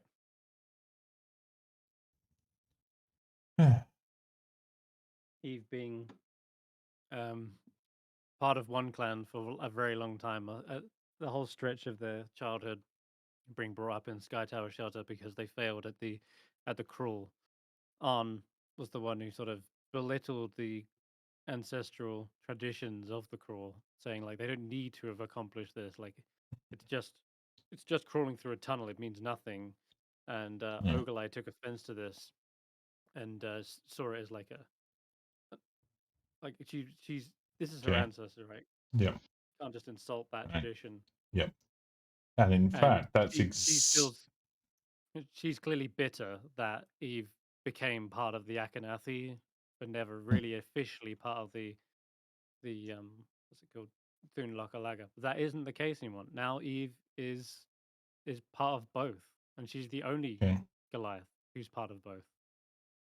Okay, I have an idea how to start a conversation, and it goes from my failure earlier. That may be able to trigger this, so I'm going to move in and sort of look at Oglai and be like, I want to apologize for my earlier comment. Not so much about the stupidity and bullheadedness, because I think we can both agree that that's been the case on both sides at this point. But I want to apologize for my words in regards to the trial and your tribe's traditions. Those were unfit, and I regret saying them immediately. I lost my temper, and that is not something any good hunt should do. So you have my deepest apologies for that. And I know words don't mean much, but as I've said, I will do my best to also try to find your lost tribes member, not only for that, but also to help make up my mistake. Roll a persuasion check. Oh, yay. Firstly, just see if she accepts your apology. No. She looks at you. Reggae tribes, tell me. I have heard dark rumors upon the winds. There they are. Have turned to foul dealings. You speak proudly about tribes, and yet yours has descended into madness. Yes, and that is the exact reason why I have left to travel, to gain the strength so that I can right that wrong, to put the ship back on course. And I did not. And it is for that same reason that I got so angry seeing another tribe descending into a different form of madness of sorts. A divide that did not need and should not be. I spoke proudly of my tribe as it was, not as it is. You should not throw stones if you live inside a glass house. Yes. I know what you mean. And again, I know words mean little, but hopefully through deeds, I can prove that I mean those words and make up for my actions. If you find our lost tribe member, I will consider all words forgotten.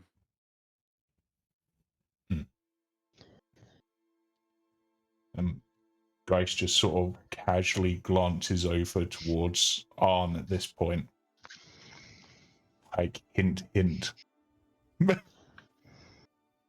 Oh, we have heard no word of your lost tribe member.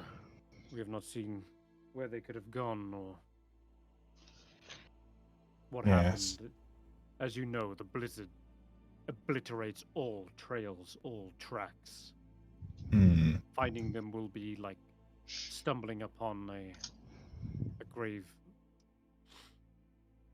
Well, then it seems it will be a difficult thing to make up for the mistake of insulting this tribe's traditions.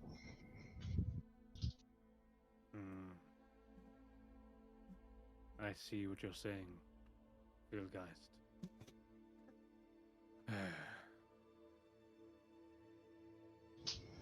You know, some traditions are best left buried in the snow. Tradition is the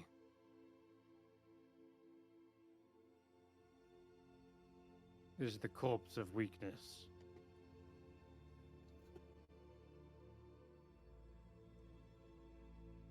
Some of the tribe members see him say this, and we see it as like a. He says, sorry, the tradition is like the corpse of wisdom, is what he says. Some of the tribesmen look to him like almost like as if he just said something blasphemous. Some traditions can be, but it is in true wisdom that we know which traditions to hold on to and which to let go. And it may be, I'm not saying it is, Oglai, just that this tradition, at least in the eyes of Arn here, may be one that he believes should be forgotten. Not saying he does, but that does not necessarily mean it's so. It needs to be, I think, Arn, if I was just taking a guess, you spoke perhaps like I did out of anger, but not anger against the tradition, but anger in defense of your daughter. And in defense of all sons and daughters. That crawl is a torturous ordeal. It is traumatic. It's uncomfortable. I don't believe any adolescent should be put through it. You saw what it did to our Eve. It's done the same to many sons and daughters. They fell into a coma. Who knows if they would even wake up from that? What would you say to your ancestors if if one of them didn't wake up? They were just stuck, comatose from whatever visions those runes imparted. How does that ready a Goliath for the world? And she kind of like stands up over the fire and says, "It readied us. We overcame our inner demons. We faced fear head on. Do not fear the darkness or the encroaching walls around us. Whereas you still cower in your little shelter up there. Perhaps you should take the crawl on. Then you can maybe get over yourself.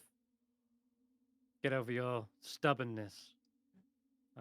And Eve, I mean, if you want to interject at any point, absolutely can as well. But it seems as though bringing up this cruel thing is definitely still the last sore subject. There seems to be division between them. I think everyone should take the crawl. Everyone. I mean, Really? that This is may actually be a wise decision is there a trial on behalf of your tribe on that must be overcome in order to not have, I imagine, something similar to the crawl? Yeah. So Anne looks towards Eve. Do you care to tell them?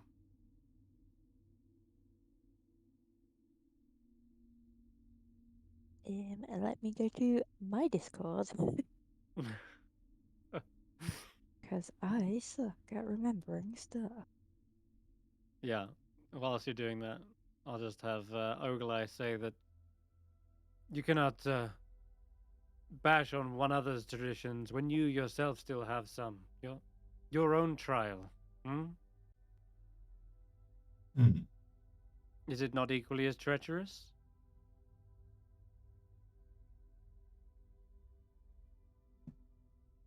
What do I have to do to become a honored Akhenathi? Take to the sky.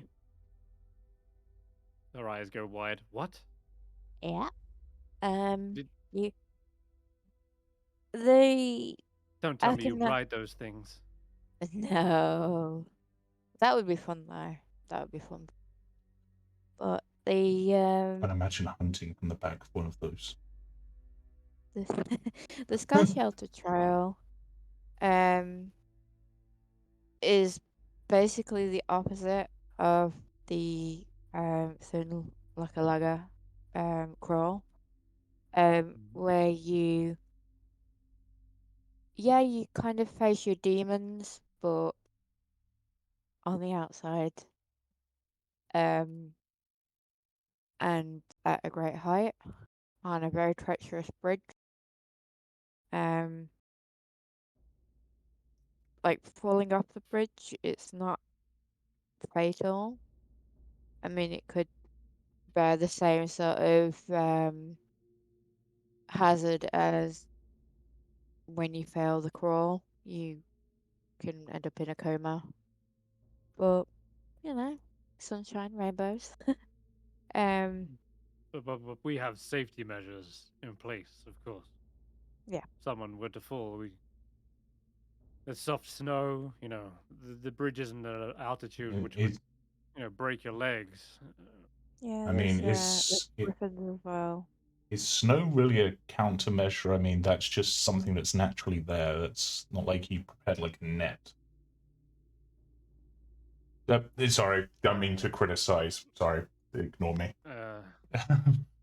But my point being, what if, and this is a suggestion, in order to truly get an understanding of each other's traditions, what if each of you and anyone from either tribe who wishes to take part takes part in the other tribe's challenge to prove themselves worthy of both tribes, to unite the tribes that way?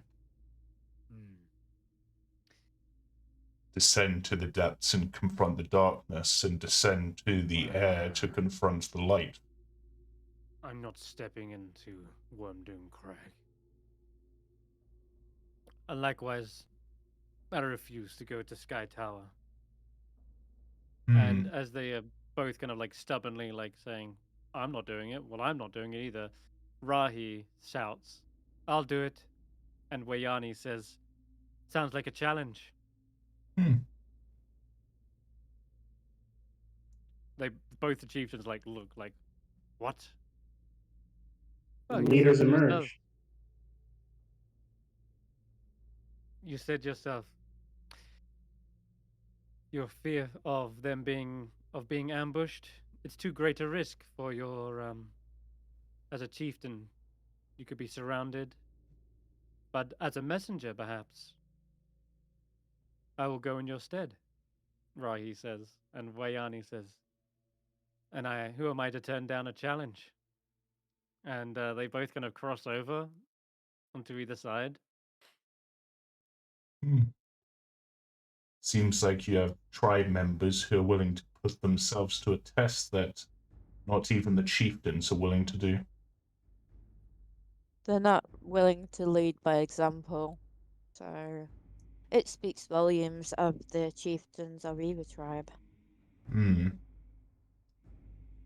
But I've done them both. So Mm. yeah. And This isn't about cowardice. We agreed to meet on neutral ground. That is what we have done. It's what we're doing. You never And- said anything about stepping foot into each other's layers. and now that you have met on neutral ground and began to fix those grievances, there's only one more wound to heal. And right now, neither of you are willing to do that, but your tribe's members are. You ask too much. Well, I'm Better not say- asking it of you anymore. I'm asking it of them. We will I do mean- this. Rahi, Skydreamer, will do this. Wayani, High Hunter, will do this.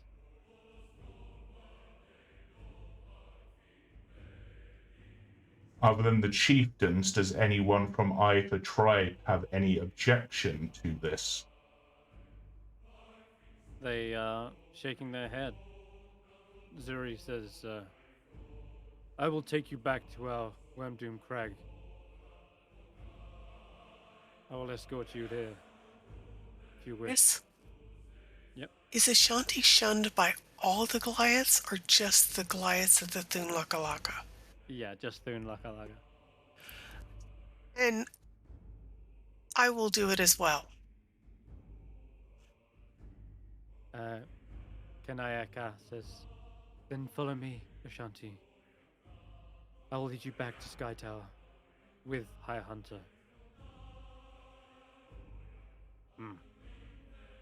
And it seems neither chieftain has either say in this. This is their own personal choice.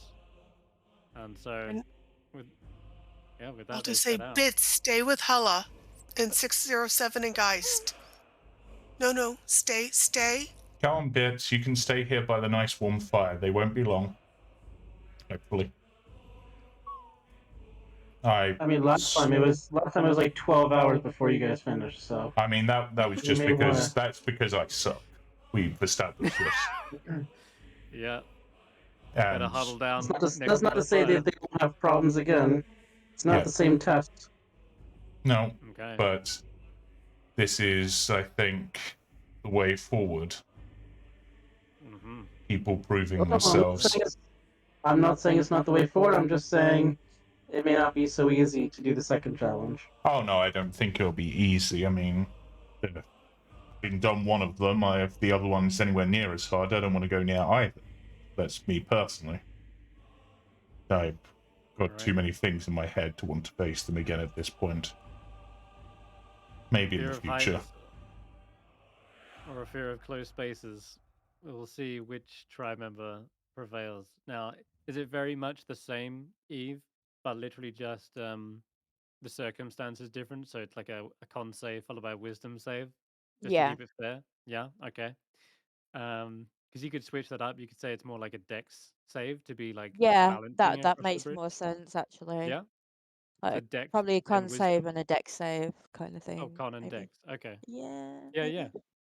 Yeah. Well, yeah, I was thinking like dex plus wisdom because there's still like a mental aspect you mentioned earlier. Like, there's still Yeah. overcoming your sort of fears, right? Yeah. But you're facing them out in the world. It's the fear of the world, right? Rather than your inner demons. It's about Yeah. preparing yourself for the outside forces. Yeah. Okay, perfect. All right, in that case, then we'll do a dex save. Well, we'll say for the time being, you guys huddle down round the fire over the next hour. You can all make me frost checks again. Go great wondrous foundry, please let me roll well. Yeah, I hope so too. Campfire's a +5, isn't it? I think it's a +3. I'll Oh. double check.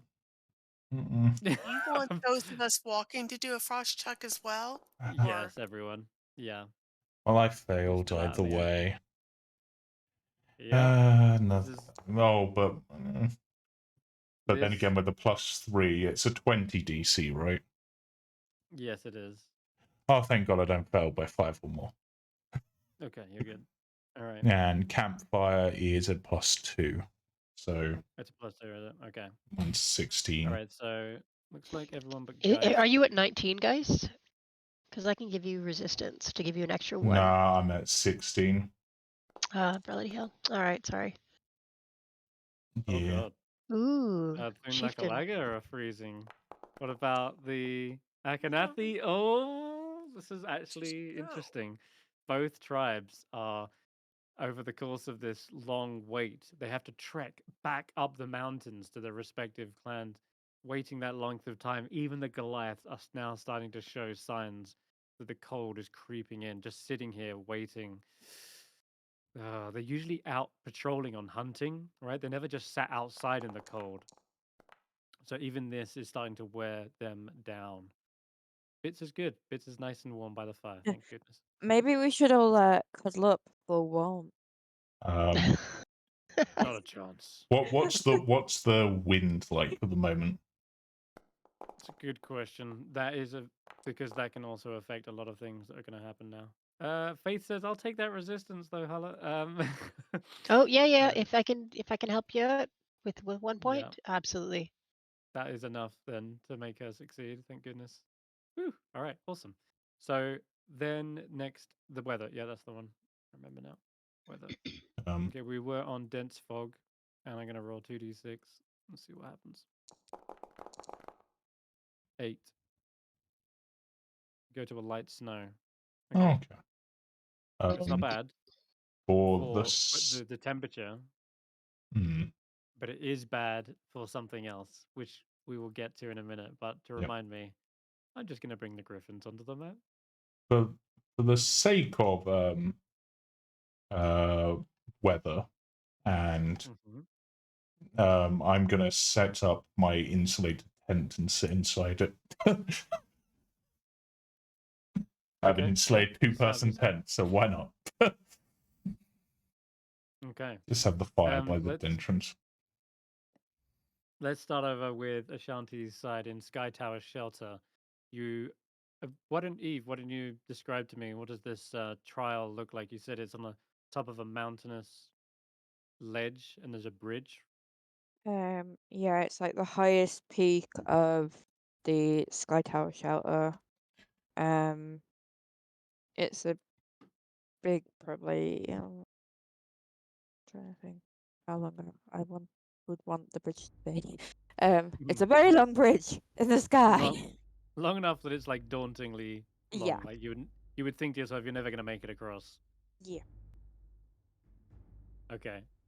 And it's really thin, which makes the thinner the bridge, by the way, the more like precarious it is. It's like walking across a tightrope. Yeah, and there's like runes carved into the stone of the bridge. It's not like a rope bridge or anything. It is like a stone bridge. Oh, with, okay, right. With runes carved into it. Okay, so it doesn't wobble around like a rope one. It's stone, but it's a thin. No, it's more psychological where you're thinking, oh shit, my balance. Right. I'm wobbling on this shit. Yeah, especially on the windy peaks, like that can really tear you off. But a Goliath's hopefully strong enough and stable enough to be able to balance across. Ashanti, Kanayaka takes you to this peak. You see the stony, slim bridge. It's but perhaps a foot wide, and you need to balance across this. Would you like to go first, or Wayani asks you, like, would you like to go first, Ashanti, or shall I? I'm happy to go first, but I have a question. If I slip and catch myself, am I allowed to try to get back up on the bridge and continue? Kanayaka says, well, yeah, I'll go on, Eve. Yeah, pretty much. As long as you don't completely fall off, you're more than welcome to get back up and must I continue. cross on my feet? Yeah. Or if I sit down and scooch, am I allowed It- to do that? Is this a test of intelligence or dexterity? Dexterity, so it'll be a skywalk. Right. That is the trial. The skywalk. Nice, I like it. All right then, Ashanti. Wayani says, You hear all that in your head. Yeah. And I'm going to take out my halberd, use it as a balancing uh, um, uh, bar. What do they call them? The tightrope Yeah, walkers. You've got the balancing bars. right. Baton things? I don't know. Yeah, they're I the know what you long mean. sticks that they Yep, use to help maintain their balance when they're on the tightrope. absolutely. Yeah, it helps Okay. distribute the weight. Mm-hmm. Okay, and you're using what to do that? Actually, I'm going to use my spear I was about to because say my your halberd's halberd's a bit going to top be heavy. heavy. Yeah, it's going to be heavy on Yep, one side. So I'm going to very. use my spear just like I would use like the tightrope walkers I've seen in circuses Hmm. and festivals and county fairs when they're walking across the rope use.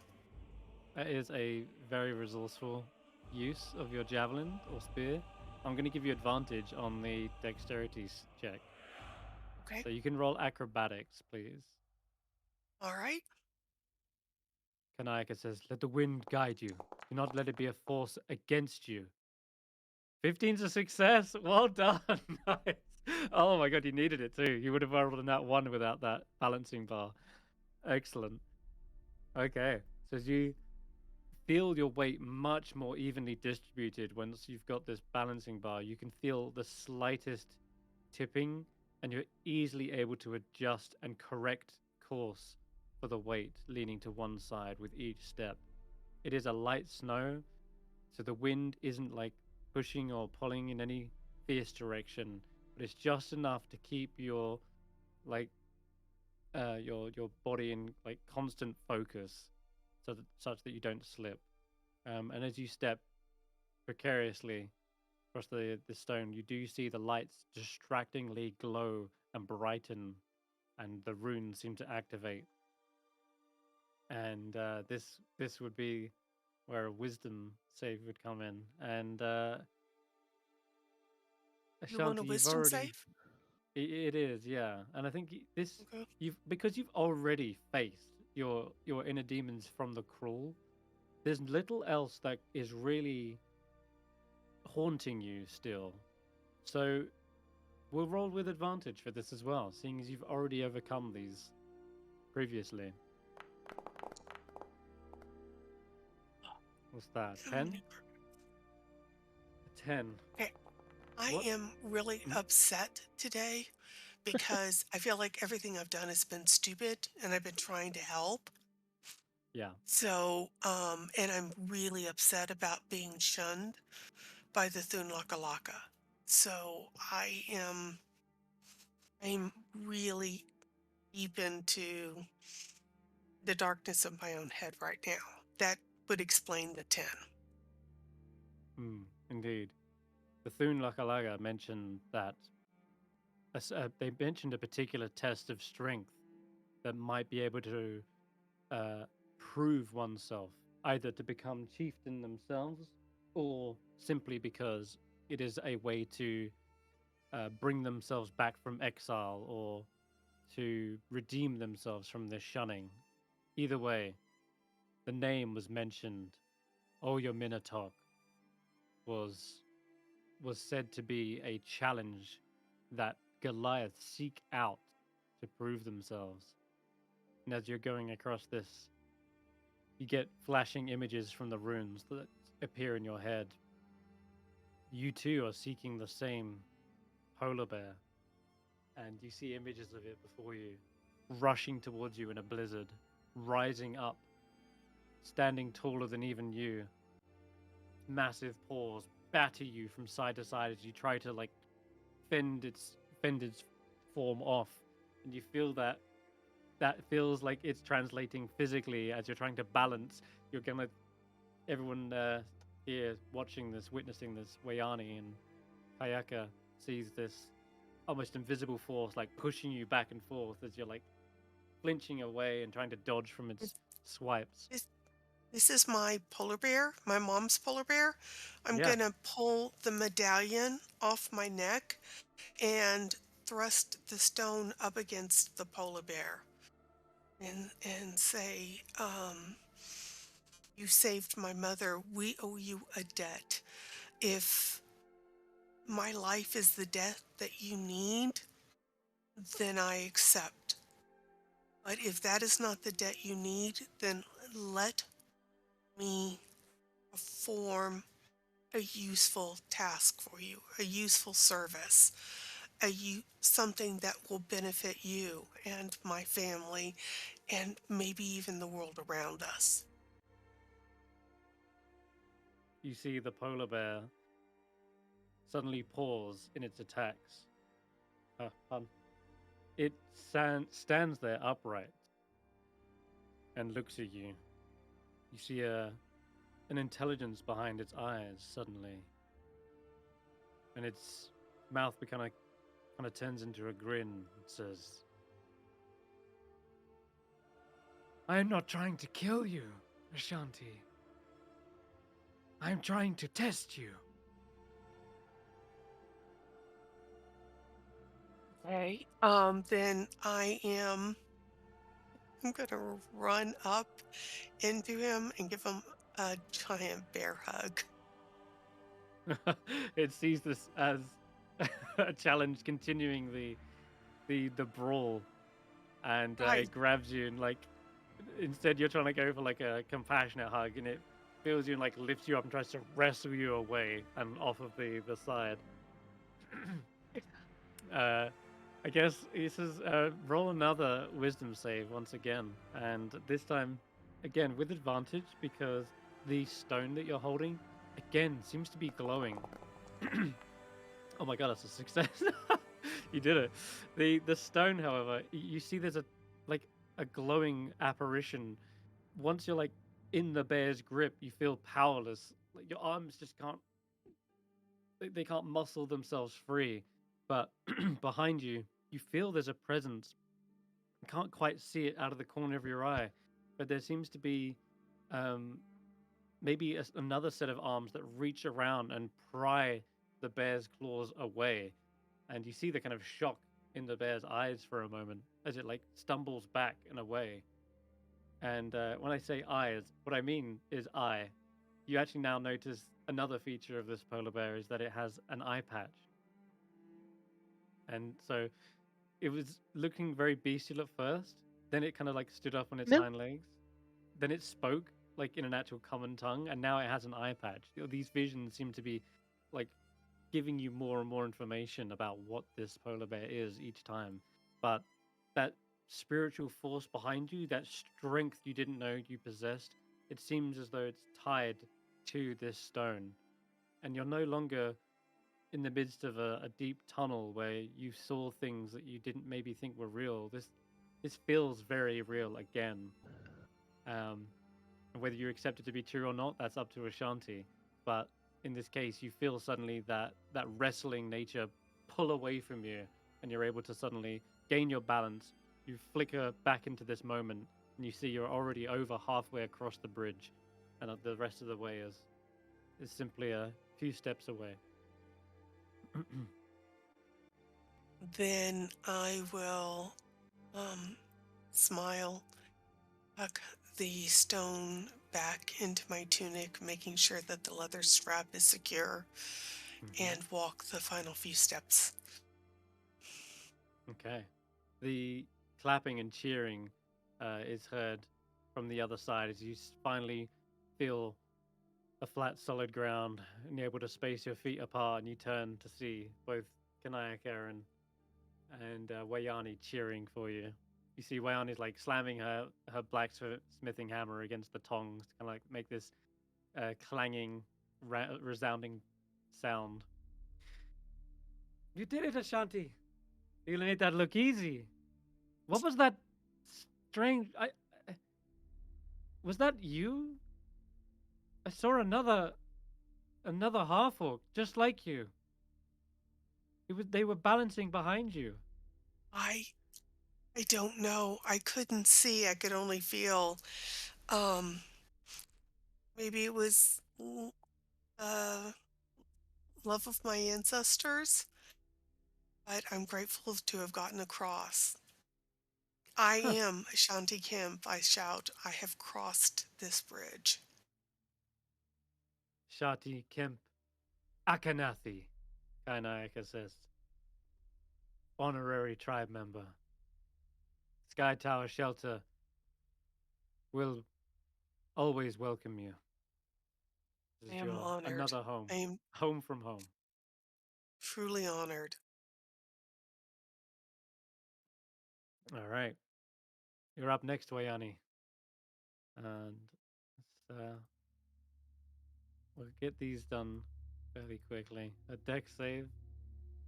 She's, seeing you using that spear, she's definitely going to take a page out of your book. Seeing how it's done. She's got a javelin that she's able to. It's an incredibly long instrument she can use to balance as well. So I'm going to give her advantage on this too. And that's a success. She manages to follow in your footsteps almost directly where the snow has kind of eked them out. And when she gets halfway across, their wisdom's not bad. Goliath warriors are honed to be able to overcome some harsh realities. But I'm just going to roll flat for this. Oh no, it's a 2. You see Wayani seems to stop mid-track halfway across. And they seem to like kneel down for a moment and they place their hands like on the bridge itself. And you can hear her like saying under her breath, like, it burns! It burns! What is this? The fire is my tool! Why does it hurt? And Ashanti, you can do little to help her from here, but she seems to suddenly drop her blacksmithing hammer almost as if it's become red hot. Like she just pulled it straight from the fires. And she seems to be looking at her hand as if something's like blistering on it, but it's all in her head, I'm gonna shout, you can do it. We believe in you, you can do it. Just believe in yourself. Ah! Ah! She lets out like a seething cry that maybe even drowns out your supportive shouts. And meanwhile, we're going to switch over to Rahi Skydreamer, who's perhaps going through the similar trials as she crawls through, makes a constitution save, and succeeds that. But does she have the will? Oh, Rahi Skydreamer makes both. And without any effort, it's almost as if she's used to dreaming, she's used to visions and what's real and what's not. And she comes out triumphant on the other side. Which is, in my head, kind of perfect. We only needed one to succeed.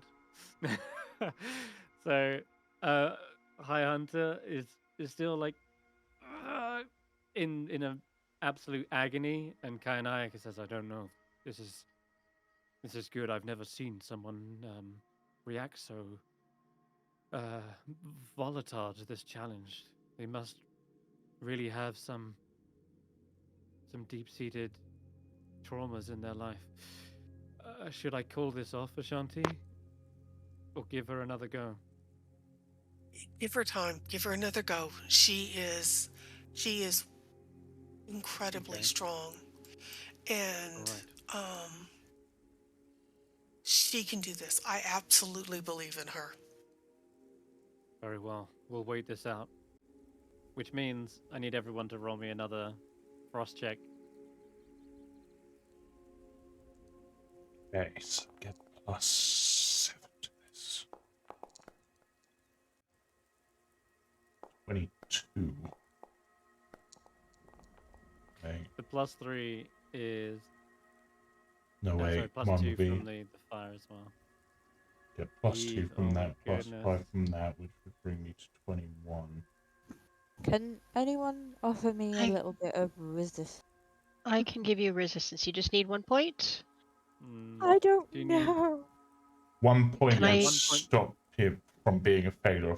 No, it'd already not be a failure of 5 or more, right? Don't Right. know. Because I don't think I That's- can guidance these rolls, right? No. Only resistance. You've got S- plus... sweet. You got I'll plus give you. I 3, can plus give you 5, 1 point so that it's. yeah, it's not a terrible failure. Yeah, that will still help. Okay. You won't Yeah. get like So I'll give her a hypothermia at the plus very 1. least. Yay. Ashanti. And Ashanti as well. Ashanti's miles away. She can't. She can't benefit Yeah, from that resistance all the I'm standing way up up there. on. I'm standing way up there and I'm cold.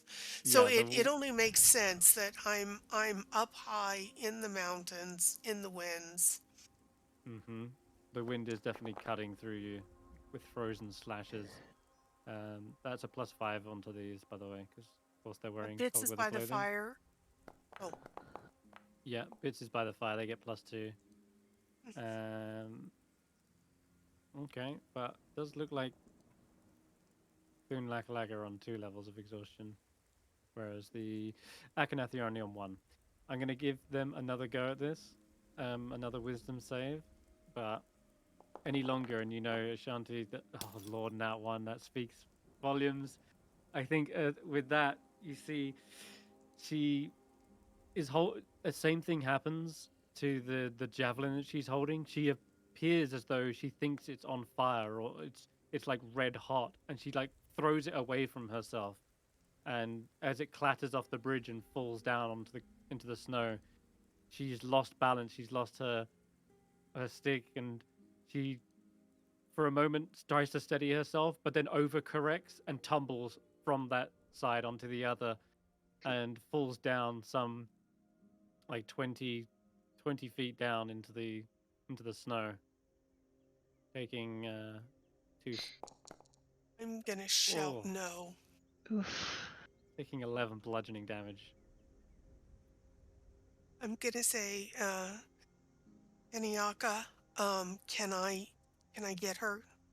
We're closest. Can I go Yes. to her? Yeah, All right. he's also running down as well to try and get to her. Okay.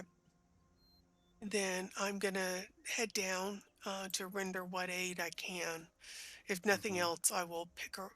Try to make sure she's as much out of the snow as I can. I don't know if I can lift and fire carry a Goliath, but With the help of Kanayaka, you can, and I think that you see she seems to still be like in some sort of like lucid dream. Her eyes mhm. are like fluttering, and you can see she's trying to like get away from things. In fact, even your touch against her skin, she's sort of like ah, seems to think it's like you're on fire or something. But Kanayaka says it's just in her head. She might be like this for several hours. We should get back to the others. Let's take her to the tribe. Okay. All right. With that, then, returning is a triumphant Sky Dreamer, but a comatose Dwayani, and they are placed near the fire. You will see the conditions she's under. Although maybe against next to the fire is a bad idea. She seems to like scream in agony as she's getting close, even though you know it's what she probably needs. It's counterintuitive to what's going on inside her head. 607, can you heat more water? Maybe we can make a trail soup out of our rations. Sure. Yeah. I'll give me your canteen or whatever. Give me something to hold the I bowl maybe or don't something like that. have mine anymore. Mine had You tea in it lost the it? last time. Mine had Oh. tea in it the last time and was passed over to Hulla to give to Okay. Thun Lakalaka chieftain. Okay, then we don't want that. Do you have a bowl? Yes. Give me a bowl. Okay, I give him my bowl, and I also am pulling out a day's rations, so that I can shred it up and put it in the bowl. So Pack it full of beef. snow and start heating it up. Okay. So as soon as that's heated up, I will drop the jerky and the hardtack in there, a little bit of salt and pepper to make a stew. Okay, you got it. Okay, so down to 5 days rations. Okay. And then we can try to feed it. Feed it to her, so to see if we can maybe give her sustenance. Because sometimes Yeah. food grounds you when you're doing acts of magic. As you're like going to do this, Ogalai seems to be aghast. What did you do to Wayani? What was this? You said your challenge was supposed to be safer? What tradition is this that sends someone into a painful vision? And Arn doesn't seem to be able to respond. And I mean, is that much different Kanayaka. than yours, except in this case, at least they're able to respond, whereas with the cruel, they go comatose. So it's just And trapped. it's just a different form of danger. Kanayaka says, I will admit I have not seen someone have this kind of reaction, but they're not harmed. Well, apart from the fall, but that's just bruising. I'm sure she has suffered much worse. And she says, "Give me that," and she like takes the stew away from you and actually pulls them away from the fire as well, which seems to stop her from screaming so much. Ogalai tries to like nurse them back, whilst Arn is shaking his head like.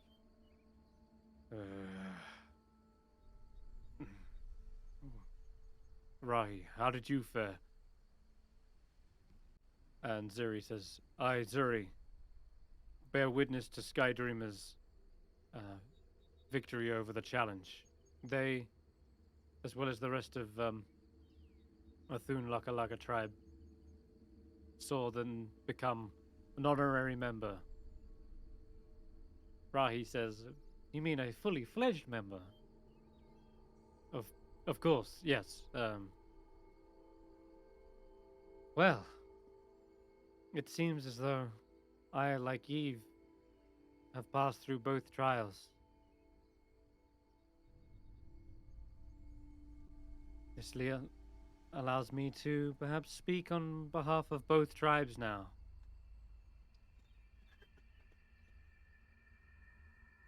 I would I say believe that's how it works. Yeah. I would say that is a fair assessment. You have overcome a challenge that neither of the other leaders has done, technically. Interesting. Rahi looks towards the skies and blows a whistle, and you see where the dense fog has since dissipated, now returned with light snow. 3 griffins begin to descend from the large shelves of the spine of the world, and one comes from below it, and they begin to encircle.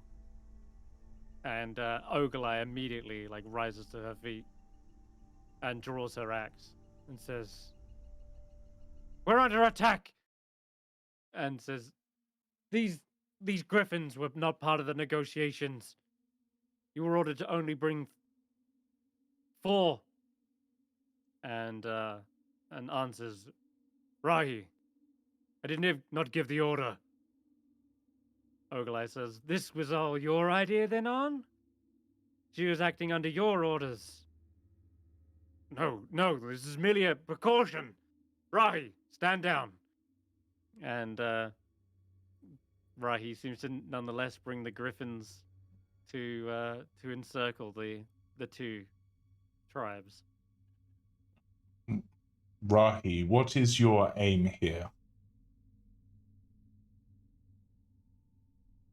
I've heard a lot, and I've heard enough. Even if you are over your grievances and willing to move along ahead, this ordeal has set us back.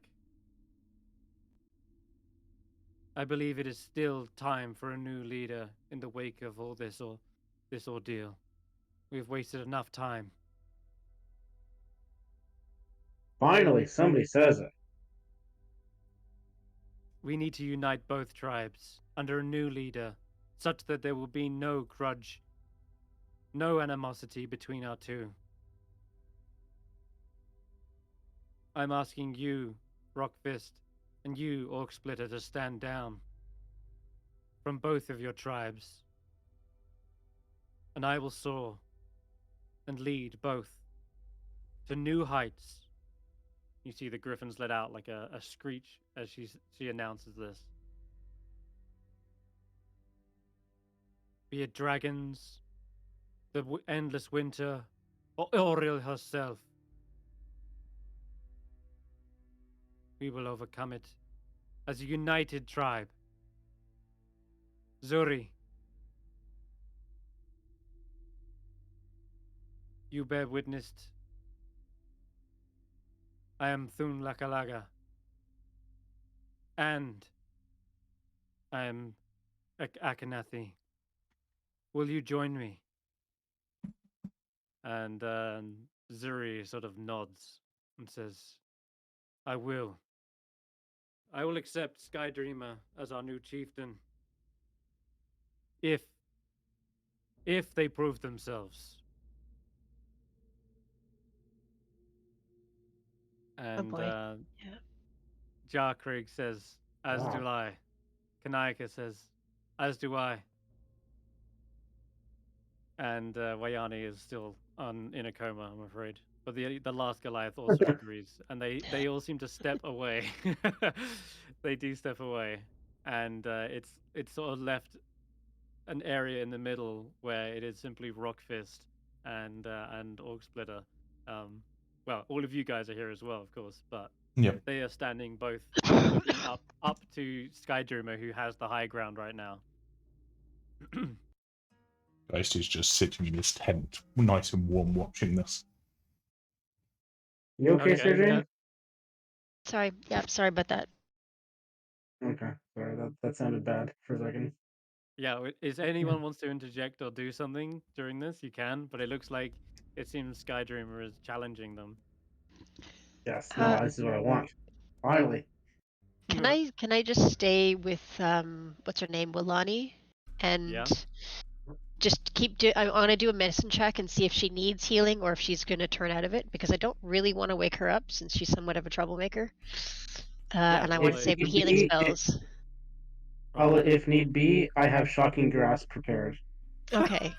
Thank you. I think we might just let her have 8 hours, but I want to do a medicine check just to see if she's okay. Yeah, or if she roll a will be okay eventually. Please roll a wisdom. Medicine. Medicine. Oh, that's not good. You can tell she's probably going to be out for a long while. Well, you actually don't know how long. Okay. But I will say that you can tell there are, with a 9, you can at least, a 10. 10. With a 10, you can at least tell she has suffered some physical injury from the fall. Okay. 11 points of bludgeoning to be exact. All right, I'll do what medicine checks I can without wasting my spells, because honestly, she's not a priority for me. I'm not going to say that. She's not a priority for anybody. Yep. This fall didn't look like it was fatal, and it didn't look like she hit her head or anything like that. Probably like landed on her side or something. So there's that. Okay. Okay. Faith also backs the heck away, although she says to Eve, "This looks like it's going to be a fight between your parents. Should I try to calm them down, or let this play out?"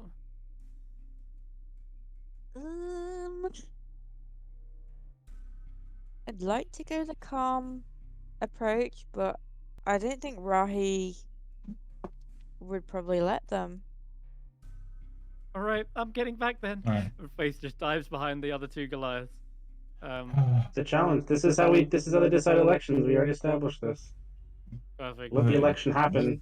Before anything happens, would it not be said that Rahi has already proven himself by doing something that neither of these chieftains were capable of, stepping into the lion's den of the opposite tribe and proving through their trial?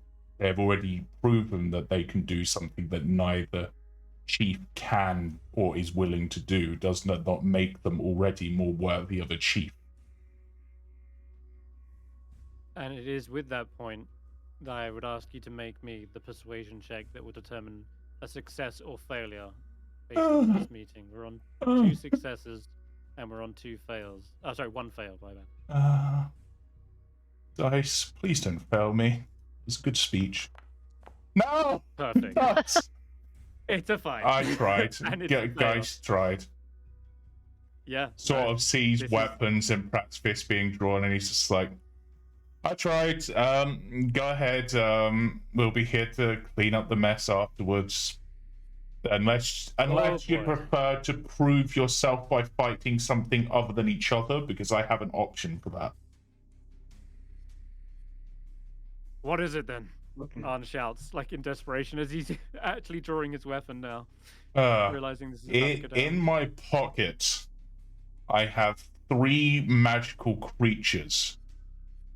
How about whichever one of you is able to hunt the most of those 3 will be declared the new Let them chieftain. fight.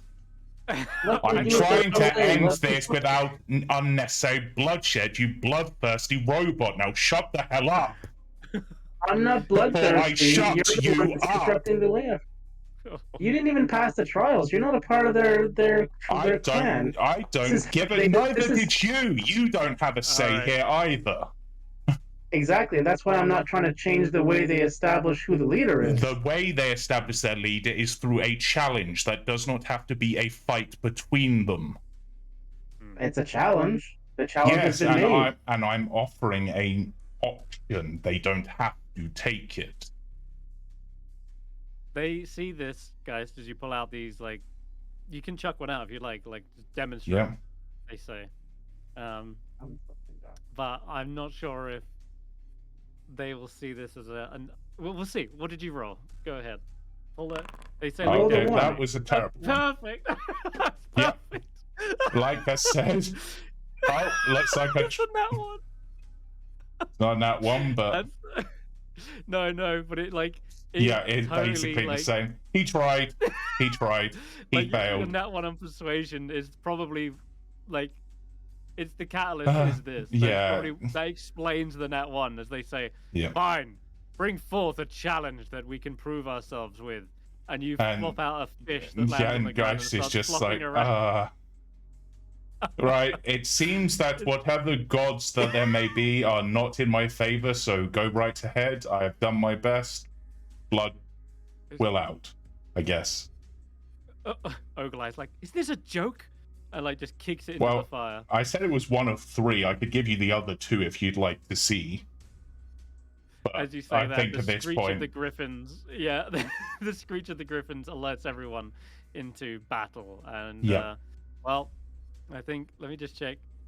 Yeah, you got 1 level of exhaustion on Arn, 2 on Orc Splitter. So, yeah, if anyone wants to jump in at any time, please let me know. But otherwise, I'm gonna try and get through this fight as quickly as possible. I'm gonna help check the knucklehead trout for the ring, and then start roasting it over the fire. Just Fantastic. I like that. Oh, that's actually brilliant. Okay, I'll go back to 20 feet here with the griffin. Attack of opportunity. Roll a d100 for that.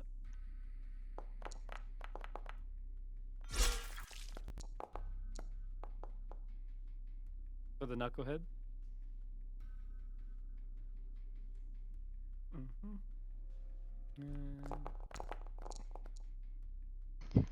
Ooh, No. nice. No. And there's no ring now. So I'm afraid. Okay. Beaks and talons come reeking towards Ogilai, and she returns fire with her great axe as it tries to retreat to an altitude. She then sees it retreating and throws 2 javelins in its direction, one hitting. Rahi jumps. Actually, she's not going to jump down just yet. She's going to hurl down a javelin towards to Arn. She's used to hunting from a distance. That's a miss. That's another miss. The griffin here is also going to descend down onto Ogilai. Oops, did I actually throw one at the javelin? Yeah, oops. Didn't mean to throw that at my own griffin. There we go. I'm gonna use my griffin whistle and try and call off the griffins. Okay, that's an interesting turn. Would you like Because it's me? a unfair fight. It does appear to be. But go ahead, give me a animal handling check, and I'm Oh, gonna see. Yeah, I'm gonna see what you can do against hers. So, ooh, okay, a 12. The exhaustion, isn't it? Okay, her animal handling. Could I have Oh, I Minerva guidance? rolled an 8. I rolled an 8. So I'll say, in the midst of this fray, the next griffin that's about to attack suddenly calls back and like flutters its wings and keeps an altitude above you, Eve, like almost like heeding your call. Yeah. Arn sees Rahi and says, "Get down here and fight if you want to fight." But he has been hit, which means Arn can finally draw his weapons, his great axe, his javelins, and he tries to get past and around up to Rahi. I'm going to give him a quick athletics check. He picked this high ground deliberately. Yeah, he is. He's able to like climb up to the top. That is going to be a dash action to get up here, however. Okay. Goodness me. All right. The griffin you've kind of quickly tamed here is no longer like attacking anymore. It seems to fall back, flies down next to you. In fact, it's just sort of like yeah, it's just like waiting beside you basically. This other griffin, this one's still going at it. You can tempt another one next turn as well to try and stop the others, but Rahi's also going to do this every turn as well. Peek or Yep, it's rending. It flies again, back away, provoking an attack.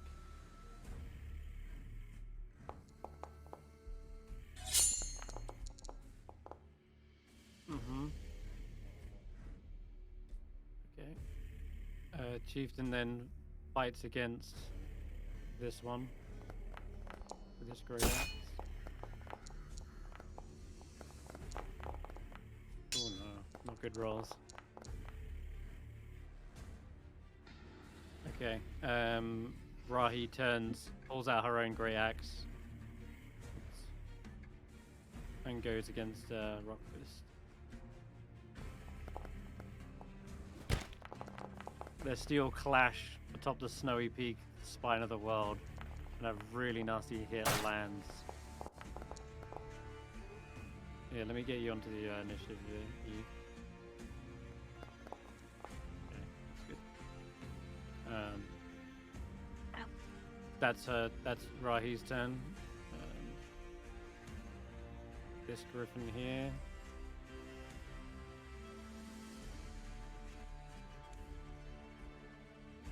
Eve, do you want to give me another animal handling check as well as you blow your whistle? I want to see what this griffin does. Okay, because it's like at the end of Rahi's go, she sees like there's a little bit of a descent. Okay, no, she blows the whistle again, commanding this griffin to attack, and so it's exactly what it'll do. The one behind you is still like obeying you though. Okay. Orc Splitter is going to use Stone's Endurance and immediately resist that with a d12 plus 3. That's a lot.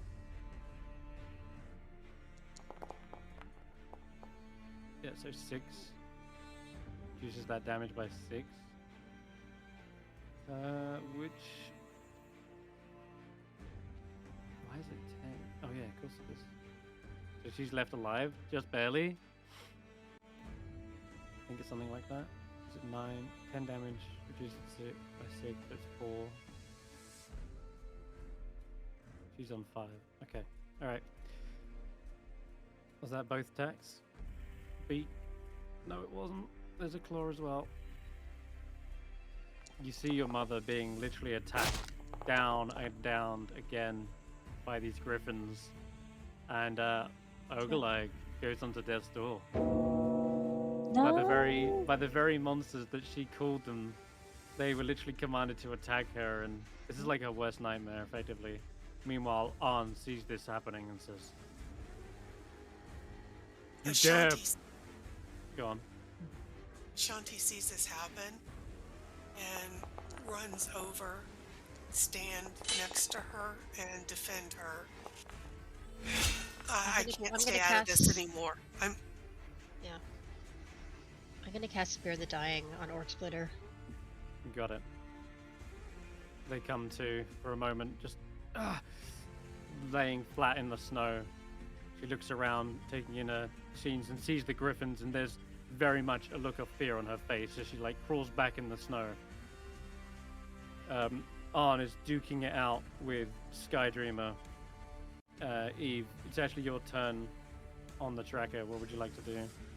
I would like to move towards Ogilai to get within, I think it's 5 feet, Yeah. and I would like to bait and switch, if that's okay. Yeah. Tell me what you do with bait and switch. The first time you've used this. Yeah, that's a good question. I didn't think that far. When you're within 5 feet of a creature on your turn, expend a superiority dice and switch places with that creature. I'm just gonna like grab her by like, has she got like a little kind of pauldron like me? Sort of. Just gonna like grab her throwing by one of the horns and like toss her like behind me. Yeah. Do I press the bait and switch thingy? Yeah. I don't know. Alright. So then you spend a superiority dice as well. What's a superiority dice? It is your fighter feature, but all it means is that you give them AC equal to the number rolled. A D6. Yes. I'll roll a D6. 1. Wow. Nice. Okay, cool. But you give us some cover, and you've switched places now, right directly in front of the griffin. And you hear Chieftain Arn saying, "You wouldn't dare set griffins on your own." And Rahi says, "No, that was simply to even the playing field against Ogilai." Would I be able to use the whistle again as a Yeah, as a free action, sure. Another animal Or a bonus. handling? Yes, please. Yeah, we'll say it's a bonus action for this. Bonus action. Yeah. Oh, motherfucker. Well, I'm gonna roll again. Why didn't I put animal handling as a Very proficient? good question. God These two griffins seem to be a bit standoffish. There's a contested like whistle, and the griffin seems a little bit like unsure as to what command it's being told. This one again is still like backed away though, for sure. Can Minerva do anything to speak with the griffin? Speak to the griffin? Yeah, sure. They could try and appeal to this large adult griffin. Oh, can I do animal handling check with Minerva? Sure. Wouldn't that be like themselves handling? I don't know what you'd call that. Pretty much, yeah. Just like if, chattering or something. The other be like griffin. the equivalent of like human handling. Oh my goodness. Jesus. Oh no. Oh. Okay. All right, I don't know when it'll be my turn, but can I shout back off to the griffin in front of me? You know, trying to make myself intimidate, or I have animal handling as well. So I'll get you onto I'll get you onto the turn order. Well, you're straight after Eve, so yes. After that nat 1, I think the Griffins have their next target. It's Minerva. What do you do? Uh-oh. to Oh, no. intimidate? I How do you? saw You want to intimidate? Go ahead and roll intimidation, Ashanti. Oh, Oh I'd my actually like goodness. to roll animal handling. I've got Oh, okay. plus Can do 2 that to instead that. then. So I'm trying to make myself like when you're with a bear, make yourself look big, make yourself look intimidating, so Mhm. it'll back off. All right. Roll animal handling. Oh my Okay. goodness.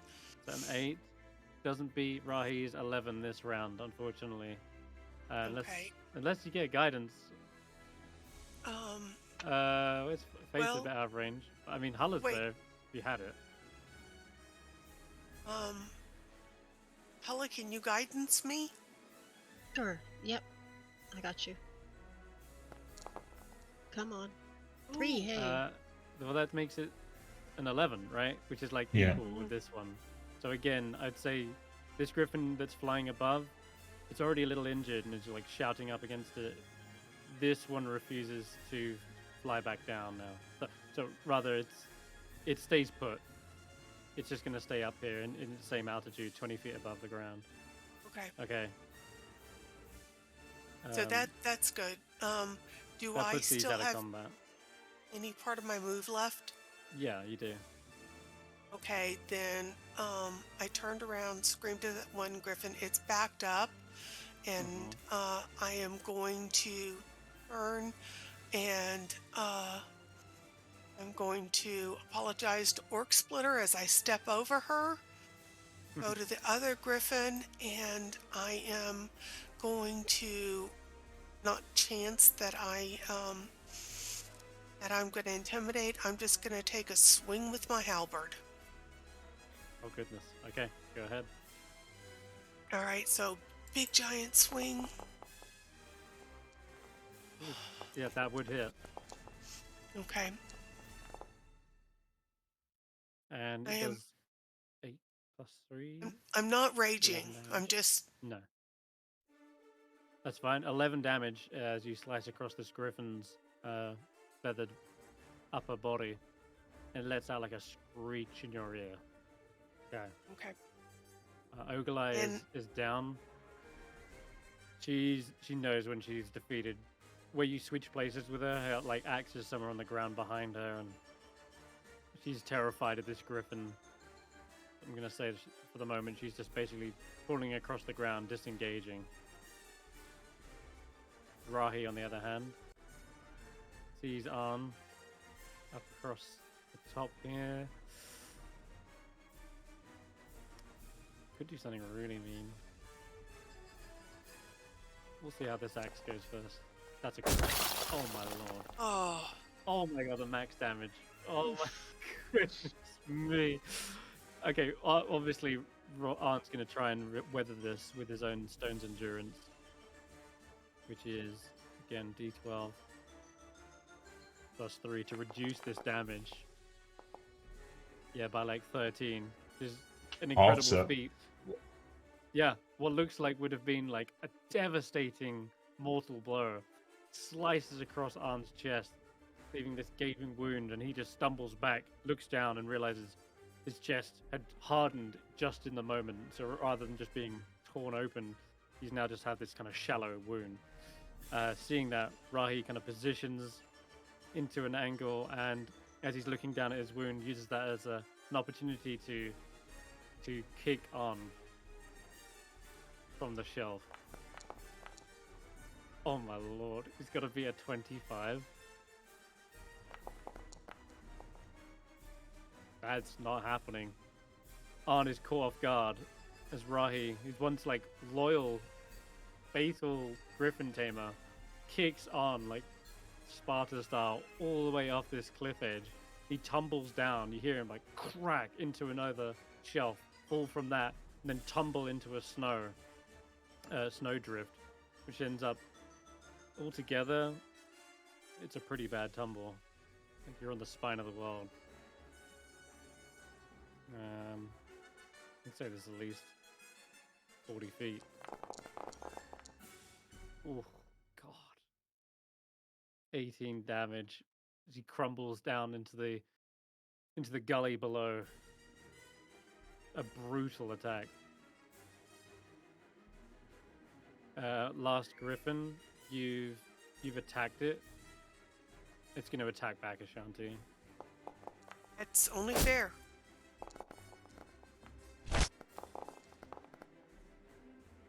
Gets a couple of hits in. Oh, am I hitting you? Yeah. So. Yeah, no, it did.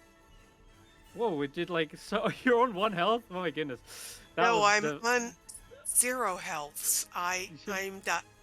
It got me 14 and a 1. Oh. So Okay. that takes it to 15. I am does, dead. doesn't it? Well, you're down Are to you- 1 because of your Relentless endurance. Yeah.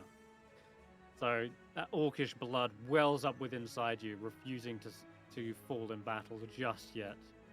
But this is a terrifying monster indeed. Maybe you'll have a scar similar to Eve's by the end of this. On. Can I just go ahead and quickly do a cure wounds on that? Oh, honest, or rather, yeah. Ashanti, what are you? You're awfully invested in this. It's not your fight, you know. Trying to stay out, but I'm not going to let them attack downed warriors. I was trying to stay out. I don't want to be the chieftain. Oops, you can take 6 points. Sorry, I forgot to target you. You hear Arn fallen from all the way down here. He's on 7 HP, by the way. Doesn't have the fight in him to climb all the way back up. Whilst Rahi has the high ground and is already preparing a javelin. And he stands up and throws his axe to the side.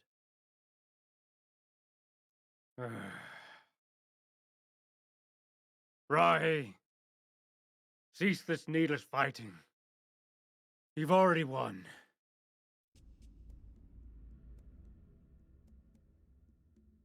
That, and I refuse to fight against one of my own. I see the pointlessness in this now more than ever. But maybe you're right. Maybe we are no longer fit to lead.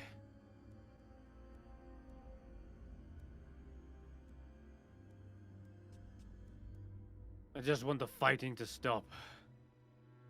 And if that means yielding to you, and so be it.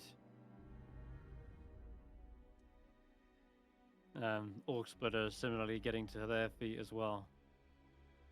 They see that Eve, you're standing in the ground where she fell, hoping to stop this griffin from attacking you further, and she looks to you like with a recognition in her eyes that you may have just like saved her from one of her worst fears.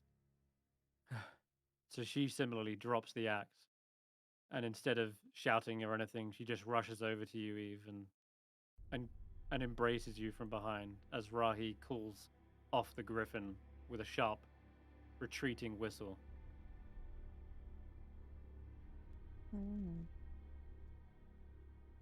Okay then.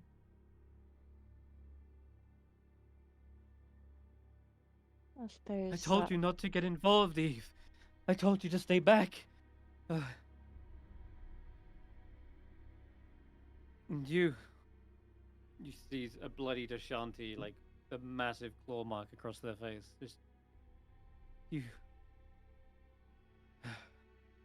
tried to protect my daughter as well. You're no longer shunned, Ashanti. I would have done this regardless of my status as shunned or not, because no one should kill a downed warrior, not while they're defenseless. If you're standing on your feet and can fight, that is wonderful. But if you're down and they are attacking just to see more blood on the ground, that is not honorable. But thank you nonetheless. Rahi then calls out to the rest of the tribe, turning their attention to them instead of the chieftains, and says, "You have bear witnessed. I've defeated the chieftains. It was an honorable fight, and an even one at that, considering it was 2 against 1. And I had the help of my griffins, which is a testament to my strength. One I will use to aid both tribes, to scout, to hunt. We will not go hungry this winter. And once our strength has been built back up, once we are ready, we will take on even greater challenges. End the threat that looms over us, and break the spell that Auril has cast. It will be an honor to serve you as your new chieftain, if you will accept me. Nayaka, Jarkreek, Zuri, they step forward.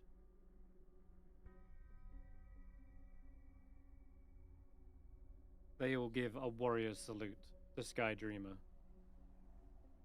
We acknowledge Sky Dreamer as new chieftain of Thun Lakalaka and of Akhenathi. They all say almost in unison.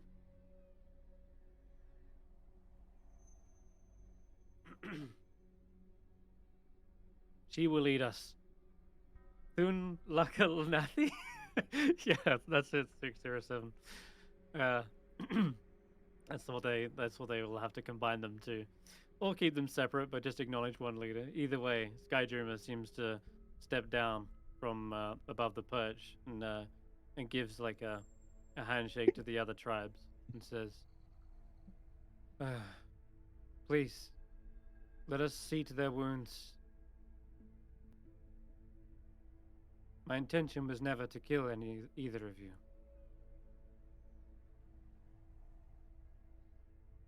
Even if my griffins do come across as terrible monsters, as you said.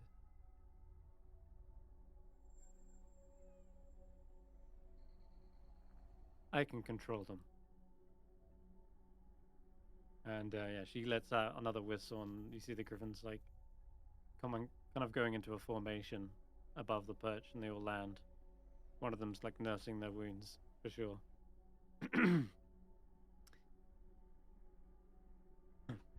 After a while, you see Arn has finally picked himself back up off the trail, and is somewhere down below.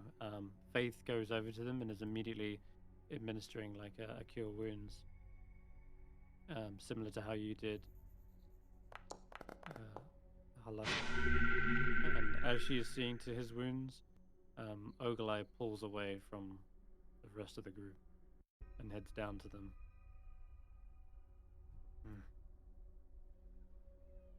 She hasn't got a weapon in hand, if you're wondering. She's left that still on the floor where she collapsed.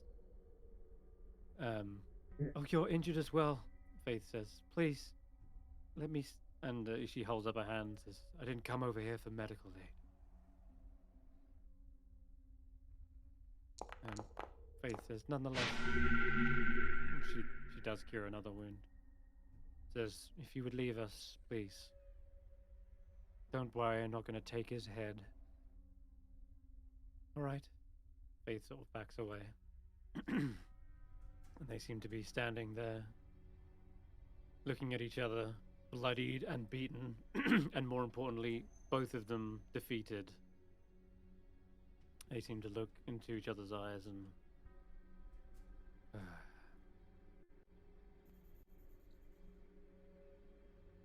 So what now? Those who want to overhear can probably get close enough to... They seem to have clearly tried to get some distance away, so that they're talking privately about...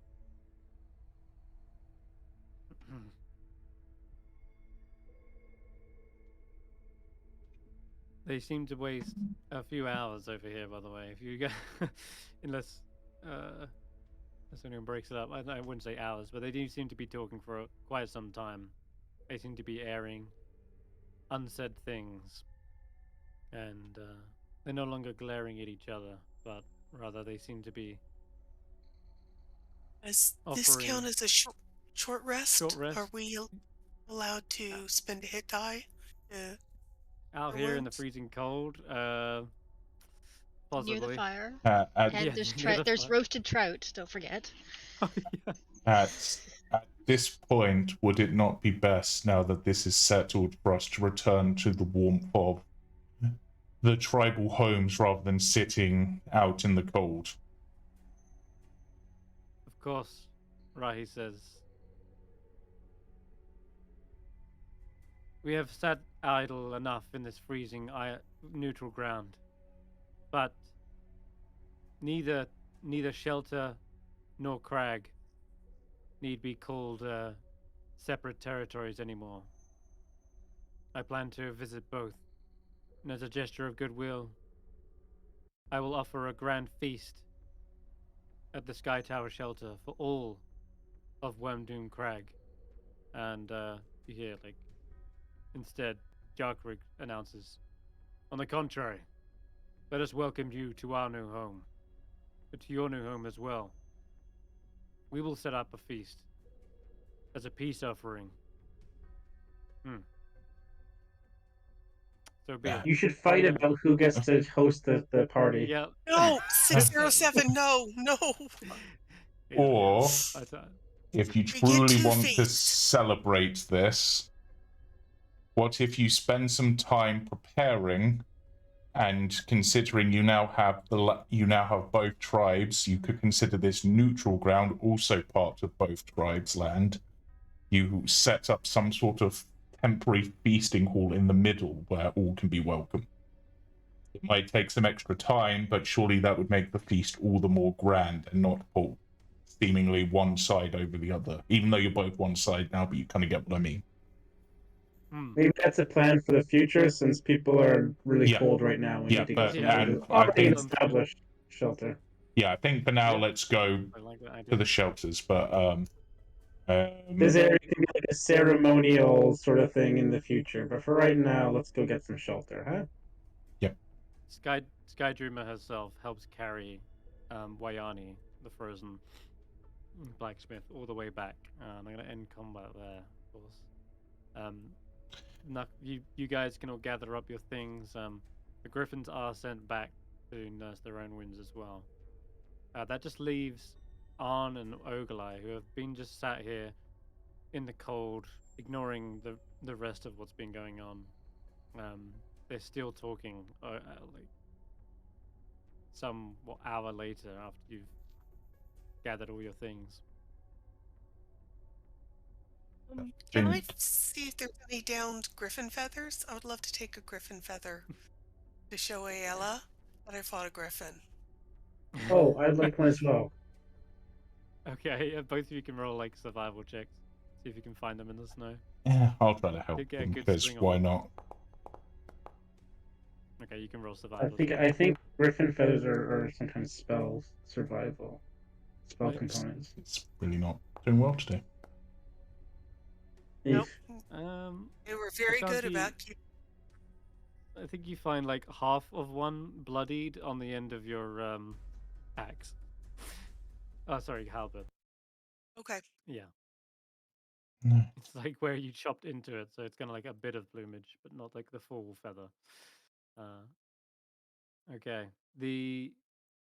Everyone is like literally ready to set out to Wormdoom Crag, but the two chieftains. Did you want to do anything, Eve, to like bring them along, or you gonna let them have their own moment? It's up to you. I'm kind of curious about what's gonna go on. So I might just like sneak on over to the fallen tree and like, I don't know, because I can't. It's 30 feet. You butthole.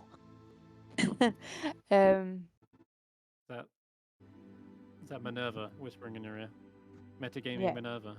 Yeah. Instead of the Um, metagaming. Manetagaming. Metagaming. Yeah. You did catch Eve as yeah. I don't know if I'll be able to hear from like 80 feet away from there. You're trying to listen. Go ahead, roll me a perception check. Perception. Yeah. Perception. I have nothing in perception. It's a Ooh. success, though. I thought that Okay. was going to go to 6. You hear them talking back and forth.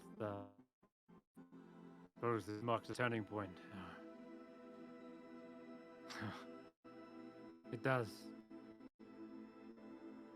I guess we'll have to agree that there is no winner in this contest. Neither of us won. Well, important. It seems that this contest was a metaphor for our pointless, long-standing feud. If anything, I'm actually proud of Rahi. He stood up to our stubbornness. It makes me hopeful for the future, that if ever we fall into disarray, that there'll always be another brave Goliath willing to carve a new path. I suppose so. You think she can lead? I do. You think she can slay a dragon? Not without us. And he places a hand on her shoulder. She playfully pushes it aside. Not without me, you mean? And I've already slayed a dragon once already. Going to need my help more than anyone. You see him slightly crack a smile.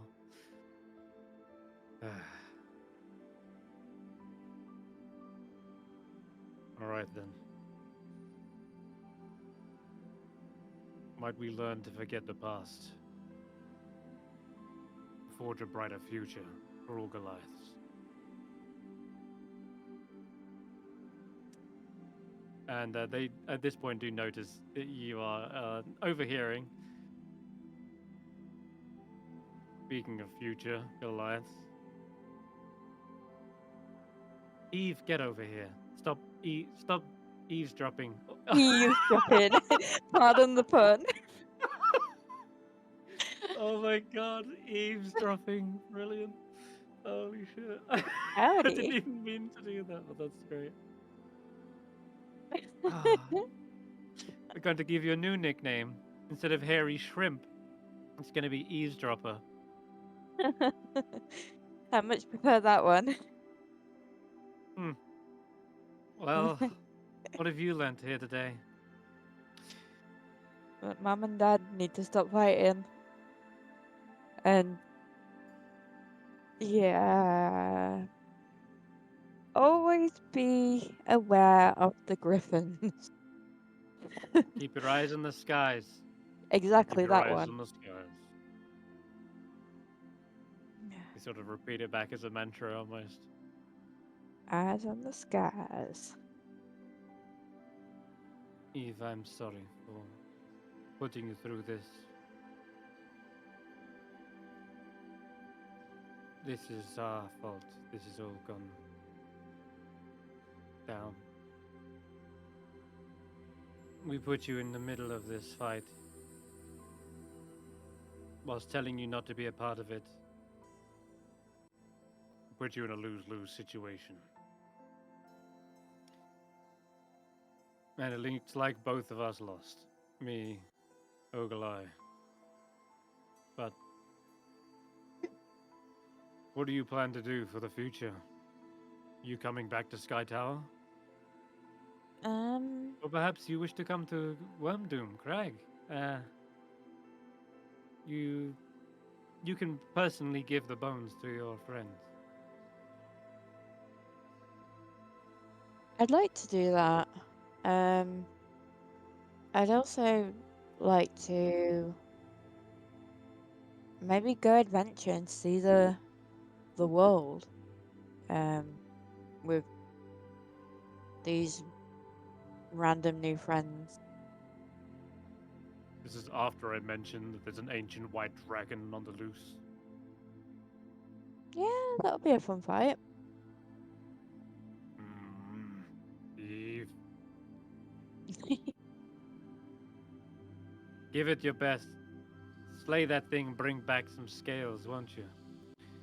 Yeah. No, don't do that. No, look, it's an ancient white dragon. It will kill you, Eve.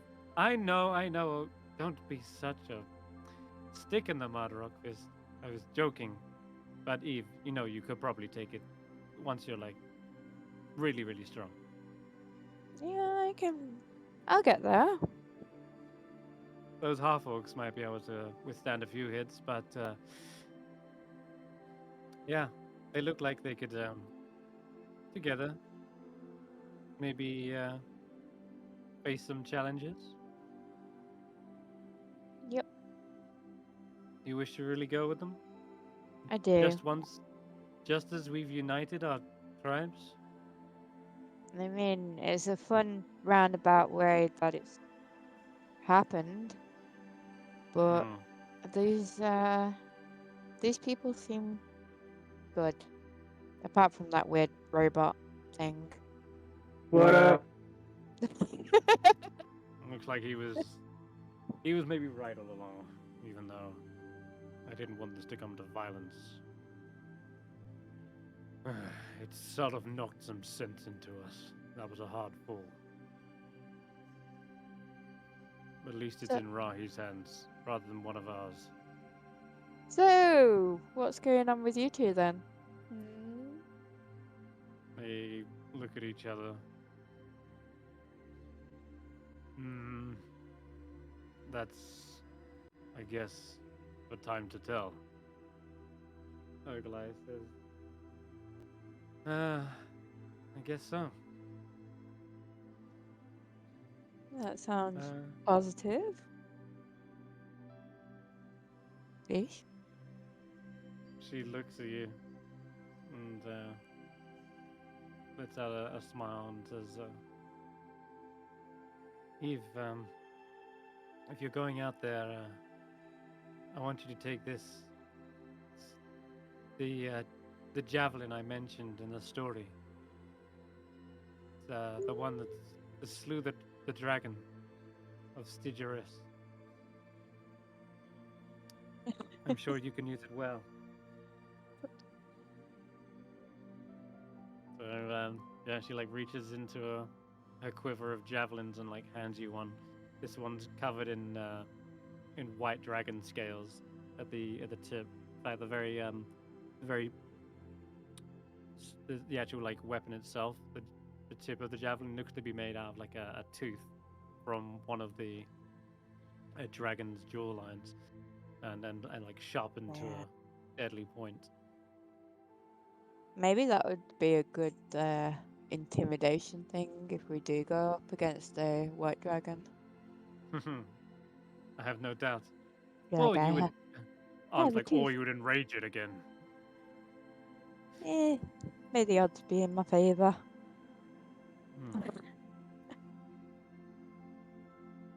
So what do you think we should do, Eve? Us two defeated chieftains. Self-exile? No. You guys just, I don't know, just be elders. Are you calling me old, Eve? No. Like, use your wisdom of like, trying to think. My train of thought's gone. Yeah, just use your wisdom to guide the younger generation of the clan. There's no, like, with the tribe, sorry. It is one tribe, so maybe both of you have some knowledge on I don't know, surviving the weather, battle strategies. It's probably like possibilities are probably like endless if you really Yeah. try. Roll. Okay. You can roll me a persuasion check with advantage. God, still with that -2 I'm not good at them. though. If it wasn't for that -2, that'd be a 15 Yeah. from like all the exhaustion. I'm so exhausted. Don't worry, Faith to the rescue. Yay. She's here. She sees this going on. She's worried about their injuries. She's gonna quickly guidance you. Please make it worth and roll a d4 for me, yes. Super Faith to the rescue, maybe. Yes, that's it. You just needed a 2 or higher to make that a success. Oh my Oh god. my god. You know what that means, right? It's 3 successes Woo for 2 woo! fails.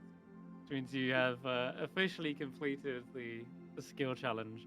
They were going to Yeah. perhaps maybe stew in their bitterness or continue to find a grudge or whatever, or maybe they would self-exile. But instead, you've offered them a new position as guidance and elders to still continue to benefit the tribes. And they seem to both agree on this. And they say, "You're Whoop, right, Eve. whoop. Perhaps you should be an elder one day. Your wisdom is shining through. I'm proud of you, Eve." Yeah, I am more wiser than I am intelligent, so. Yeah. Arn taught you well. Arn brought up a strong Goliath. Faith gives you a little clap as well. Like, Yay. you're the best Goliath ever, Eve. We would be happy to. Well, I don't speak for the group, Icewind Trekkers, but I, for one, would be welcoming of your presence in the group, Yay. and little Minerva's, of course. But I'll let them decide on that. I'm sure that it'll be a resounding yes. Let's get out of the cold, please, everyone. Right, yes, to Wormdoom Crag. Let's go. I was going to go back and check on the griffins though, and you see Ogolite just like grab him by the under the arm and like escort him away. Oh right, I guess we're going this way then. And with that, you are all heading back to Wormdoom. It's got a wry grin on her face, Ogolite, some reason. Hmm. And yeah, seeing them like arm in arm for like the first time in absolutely years brings a deep relief to your heart, knowing that this can all be put behind you, and you can gain an inspiration for this Eve, because Yeah. it was I'm fantastic inspired. helping guide your family back together and keep the peace was beautiful. Um, all right, back to Wormdoom, I guess. And would you like to do the honors as well and gather the bones? There is one little one little thing about collecting these.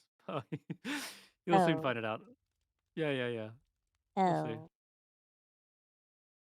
Oh. Um, you look at the pie. Look to perhaps like Ogolife for permission to get the bones. Um, they just like ignore and shake their heads and point towards Rahi, Skydream, and says, "Oh, I guess this falls to me now. I've already know your plight, and of course, you've more than earned your share of the trophies. I hope it's not too late to bring back your friend." If we leave in the Eve, morning, we should have time, I think. What is that? I'll leave it to Eve to collect the bones. It shouldn't be too much trouble, right? Um, Oh. Vayani is taken inside the cave. Hopefully, she can recover from her wounds. How much Uh, s- bone do we need to bring him back? We weren't really specified. Hulla, your I don't oh, think we know. Just a little bit. It doesn't have to be a lot. Maybe take the tail, like this little bit here.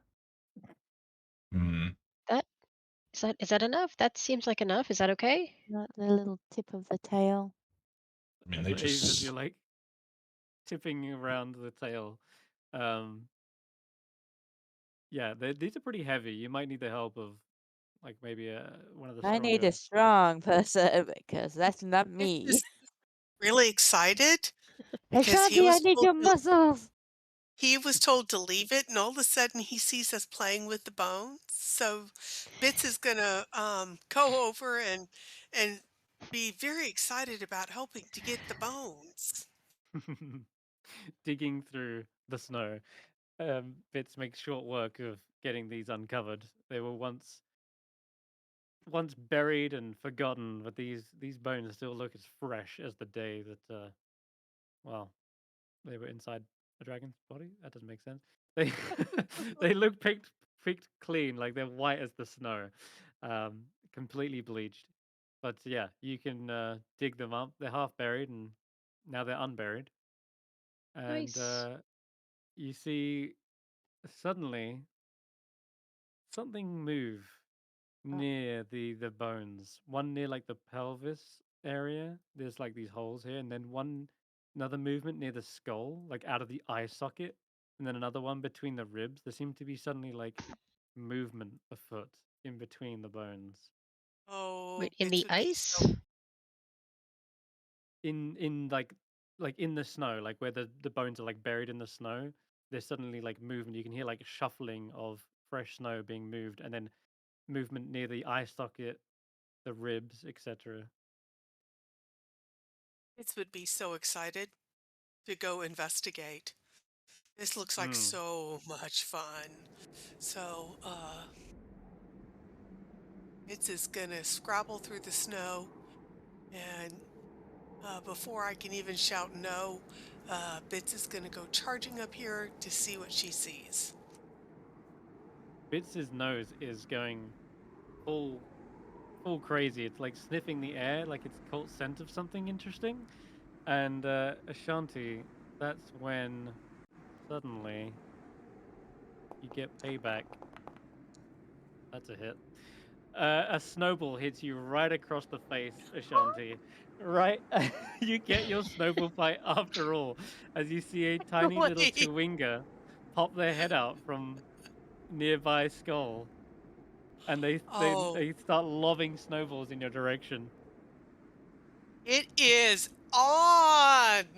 And I'm gonna turn around and say, Geist, you're next! Whack! Throw a snowball at Geist, and then scoop up one to throw at Hulla. At me? Brilliant. What'd I do? Does it hit? Does it hit? Snowball fight! Yeah, you can just roll a strength check to see if it hits. But these chewinga, as it seems like it's open season, suddenly just immediately fire all guns blazing. Like the chewinga are fully prepared. They've been storing snowballs for just such an occasion. guys will throw back at Ashanti. We roll at disadvantage with a level of exhaustion, right? No, It's just you get negatives. minuses. Yeah, it's just like a -2 basically. But that should already be automated. Ah! Yeah, I hit. that looks like a Oof. hit. Yeah, that's a hit. Ow. Okay, it's on. And yeah, I'm gonna throw one right back at her. Okay. Geist also Strength. threw one back at it. I don't know if it's 16 hits. At the chewinga. No, at Ashanti, because Ashanti Oh. threw one at me.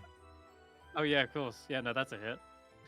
Shanti, you get pelted from one angle, then from in front, Sorry. and yeah, you're just getting Yeah. buried because the chewinga are also teaming up with the pie to like bury you in snow. 607, help! Help! What's 607? 607, you wanted a fight? And I wanted a death. Of snowballs! I wanted 607's gonna just watch them do this snowball fight for a while, think a few things in his head to himself, and then continue up the ramp. 607, if I ever need to die, you have my permission to kill me. I'll let you do it. I'm making note of that.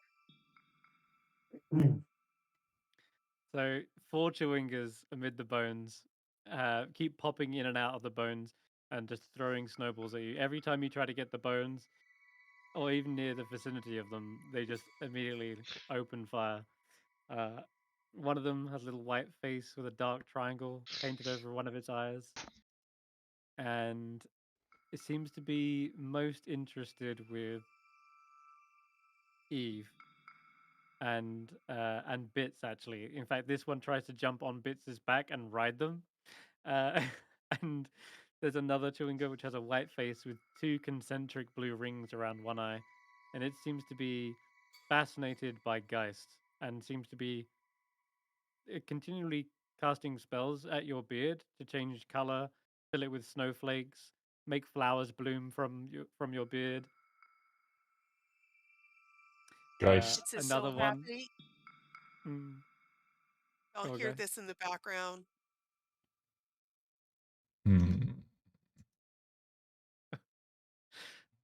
Geist is going to pull out a spool of blue thread from his sewing box that he has and try to tie the Chewinga up with it, like in a little, like, almost like a necklace sort of thing in response. Oh, okay. Yeah, sure. You tie a little necklace around them. They seem to be fascinated again with this strange silky material. And in return, they go back to their little bone pile. They seem to dig around in their belongings and they retrieve what looks to be a pine cone. And they hold it up to you. And you've seen these guys loving pine cones before. This one, they hop up to your shoulder and they comb your beard with it. And it actually works pretty well for a pine cone. Like, it really straightens out those knots. I mean, thank you. It's a pine They comb. let you keep. Yeah, pine comb. Yes, and they let you have it. They let you keep it. Like they gesture for you to like hold on to it. Take it and continue to do his beard. Yes. Ashanti, you said you wanted to interact with the one riding Bits. I'm was gonna that? shout, "Bits! Here, Bits!" And then Riding it around like a fairy on a corgi. Right, and then I'm gonna reach over and grab the Chewinga and say, "I've got you now," with a big smile on my face. Oh, you'll have to try. Give me a strength athletics check. These things are really, really quick when they want to be. Yeah, no chance. You grab it, and then you feel like they seem to be cold. And as you open your palm, you realize you're just holding a scroll, like a snow sculpture version of them, as they do like a substitution jutsu and replace themselves with a snow copy. And you realize it's actually jumped off and landed Gave back me on a top of snowball. Thank you. Yeah, And true. I am gonna turn around and throw it at Hulla. My Back to Hulla. Chewinga snowball.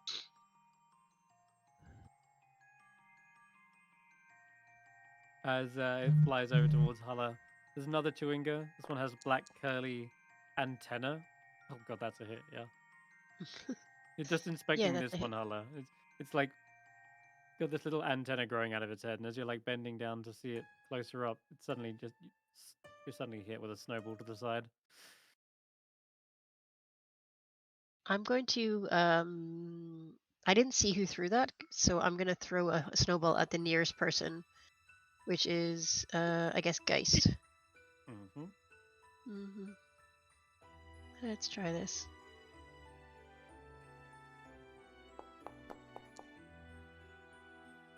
That a hit? 16. Yeah, that's a hit. Guys, just as you finish combing your beard, you get a snowball smacked to the back of your head. Oh wait, I've got sound effects for these. Oh, Then You I'm know gonna what? I'm gonna turn around and look at Hulla as if I had no idea who threw that. Or Considering look at the Ashanti, sorry. considering the direction it came from, Geist is going to pick up some snow and just try to throw it without looking over his shoulder at Hulla. So we'll roll with yeah, sure. Roll with disadvantage, I guess. 11 That hit. doesn't hit, sorry. I duck. Yeah. Duck and it hits the snow behind you. But this other smaller little chewinga seems to be. You've got like a shield, don't you, Hulla? Me? I don't think so. Do I have a Yeah. shield? Yeah, you've got a shield, right? Do I have a shield? Yeah. Let me check my armor. Oh, I do. I do. How You've about got it that? I forgot about that. You've got it Sorry. equipped.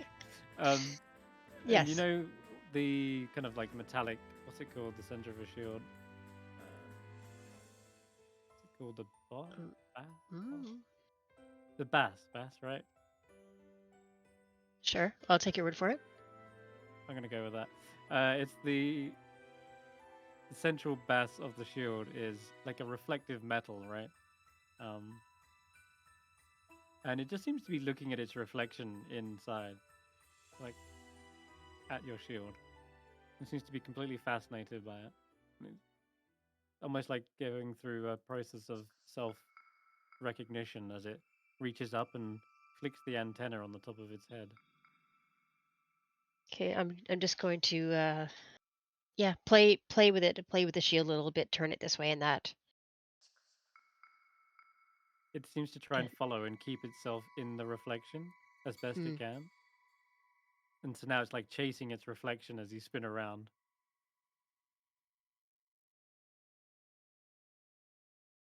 And the last chewinga wears a gown made of pine needles. And it seems to be just sitting a little away from the rest of the group. But it's when you guys decide to go in and finally get yourself kind of warmed up and a hearty feast or meal. Who in this party? Who do you think chews with their mouth open? Who's got the worst table manners in the party? Does bits Bits. count? Yeah, yes, it would be Sorry. Bits. Sorry. You're right. So as Bits is like chomping down on a bone or like chewing whatever snack or jerky you've given them, this chewinga seems to be fascinated by Bits to the point where they're like putting their head right inside like Bits' mouth, and then Bits kind of like looks startled and confused and stops chewing as this chewinga like looks to be giving them a full dental examination. But overall, after each chewinga seems to be sufficiently distracted, Eve, you are able to pick up whatever bones you would like. Yeah, I'm just gonna go for like a couple of the tailbones. Nothing Yeah. too like that will disfigure the poor dragon. Right. So like taking maybe like every other bone of a tail, so that it's still the shape of a tail, but Yeah. Yeah. Hopefully this will be enough to revive your friend. One would hope. Trying to find that gif where the little bird like, crawls into the dog's mouth. Basically that.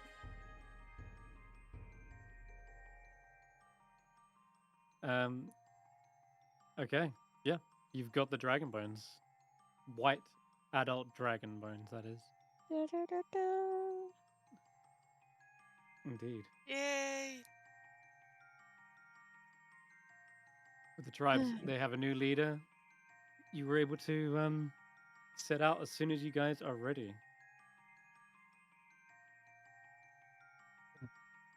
Guess head out sooner rather than later, but once in the morning, once hopefully the weather's clearer. Also, we're technically one act speak short for the entire group.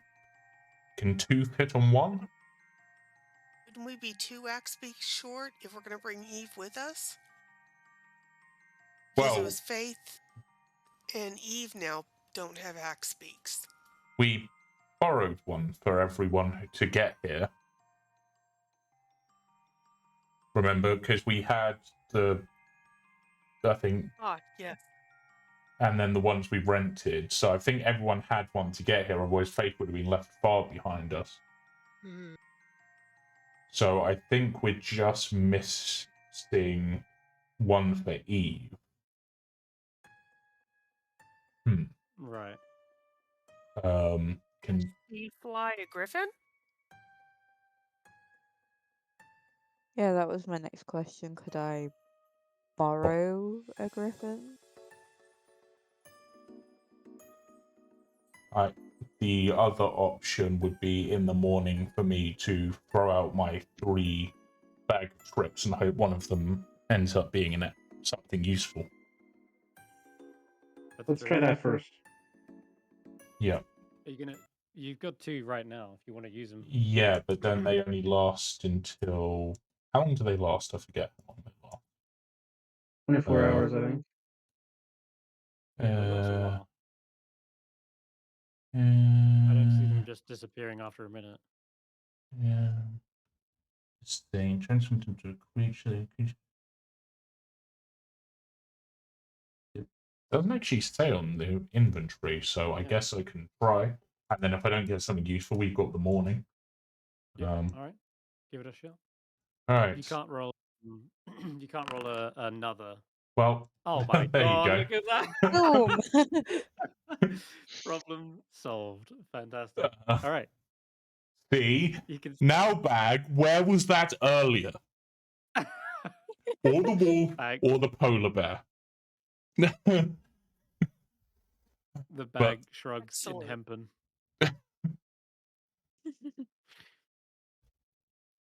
Well, there we There go. we go. You get, yeah, perfect. You're an axe beak.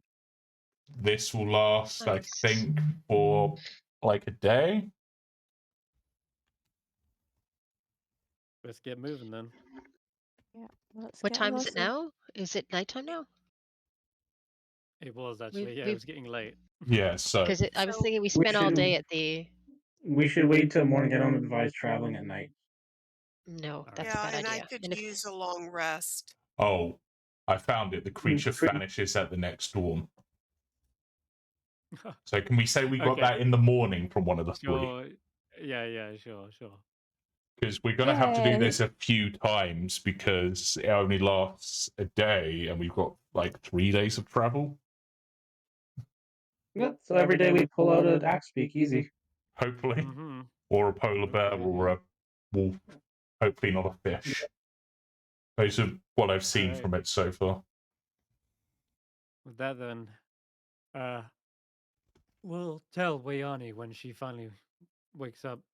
Oh wait, you're staying here this morning. Yeah, so eventually in the morning, Wayani actually comes to you guys herself and says, Eve, sorry I didn't manage to pass your trial. The Akhenathi are more resilient than I thought. If you had to overcome that treacherous thing. Yeah, it's not for the faint-hearted. But I respect Rahi Skydreamer's a chieftain.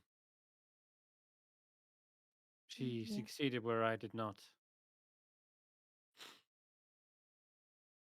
And at the end of the day, I just wanted a resolution to this, so I'm glad it's finally here.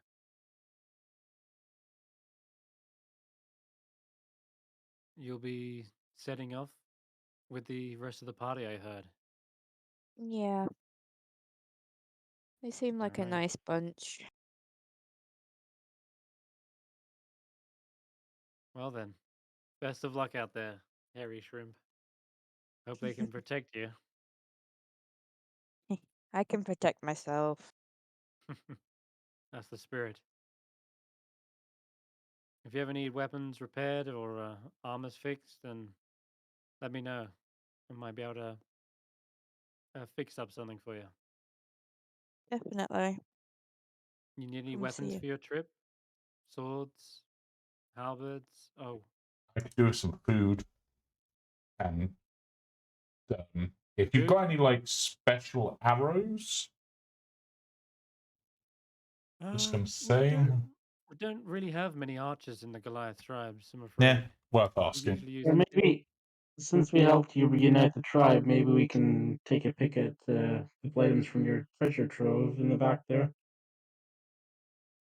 We are taking some bones. I mean, that's not nothing. Right. I'm Let's trying to get more though. Rahi Well, says is there I anything that that Eve, as the heir to two tribes, well, now one tribe, would have access to? Any special things that she can bring with her? Mom, Dad, looking uh, at you. oh, well, it's our stashes were part of the tribe's hoard. Like I said, we had little need for monetary value, unless one of our tribes were heading to 10 towns. In that way, they could still trade with the other the other societies. So, what you're looking for? An inheritance or something? I don't know, some sort of you don't Yeah, have you some have a sort of long rest. special weapon, or anything you can send to your daughter on her way off? Oglai mentions I have given them the spear that took down the white worm here. That should be Historical spear. in, Okay. indeed. It's a spear of legend, at least amongst our tribe. I'm sure Eve will use it well. But also, I suppose a little down payment just for covering supplies wouldn't help. It wouldn't hurt. She heads off into the caves and retrieves a purse of monies. Let's see what she can Ooh. afford to give you in Wormdoom. See, she's not going to give you the whole damn hoard. But she says also, again, I'm willing to reward you if you do find that missing Goliath of ours. You can take your pickings of whatever you want from our hoards. I'm sure you'll find something in that pile of treasure worth taking. Rem- Sorry, remind me the name of the missing Goliath? Yes, of course. They are called begins with K. Can hold on. Eve, help me out here.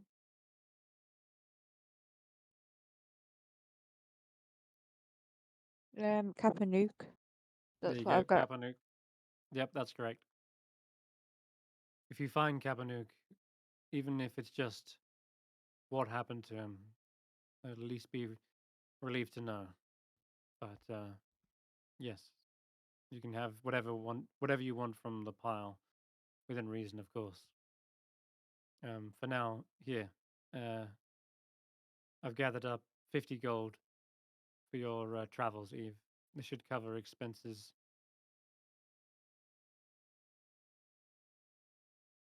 He's I'm the adding that richest to of your all sheet. of us right now. Right. Yeah, 'cause we spent all of our money to get these axe beaks, which we only have for 10 days as well, so we've got to give those back when we get back. There's some pocket money, Eve. Now that you're honorary member of both tribes.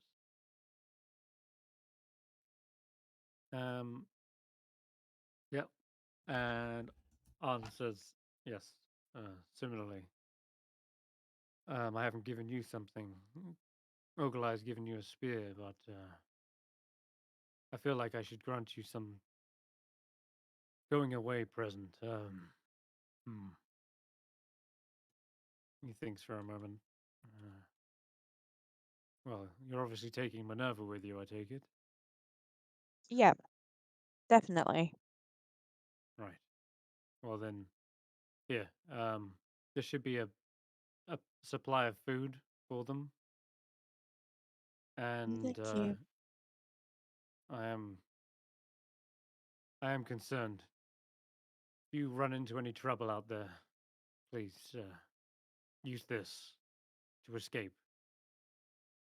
It might not it might not be enough for all of your friends, but at least you can get away. All right. Thank you. And he's going to hand you the potion of gaseous form as well. Ooh, cool. Wow. That's a pretty useful potion in the right situations, out of character. Pretty cool. It's a grey crystal vial, and you see like the swirling mist inside of it. And also for you, I hear Ashanti past the Sky Tower shelter challenge. You're an honorary member, Ashanti. I am. It is an honor beyond what I could have imagined when I came to the mountains. Then please accept this as a gift to welcome you into the tribe. I saw you eyeing this up. And they're going to hand you the carved bone statue of Groomsh, the one-eyed orc god of slaughter. Worth 25 gold. But you can hold on to it as a sentimental piece as well. There you I accept it, and I am very, very honored that you would think of me in such a way. go. Of course. And please, make sure you have my daughter's back out there. Of course. Yes, we will. All right. I think you're all set. Yes.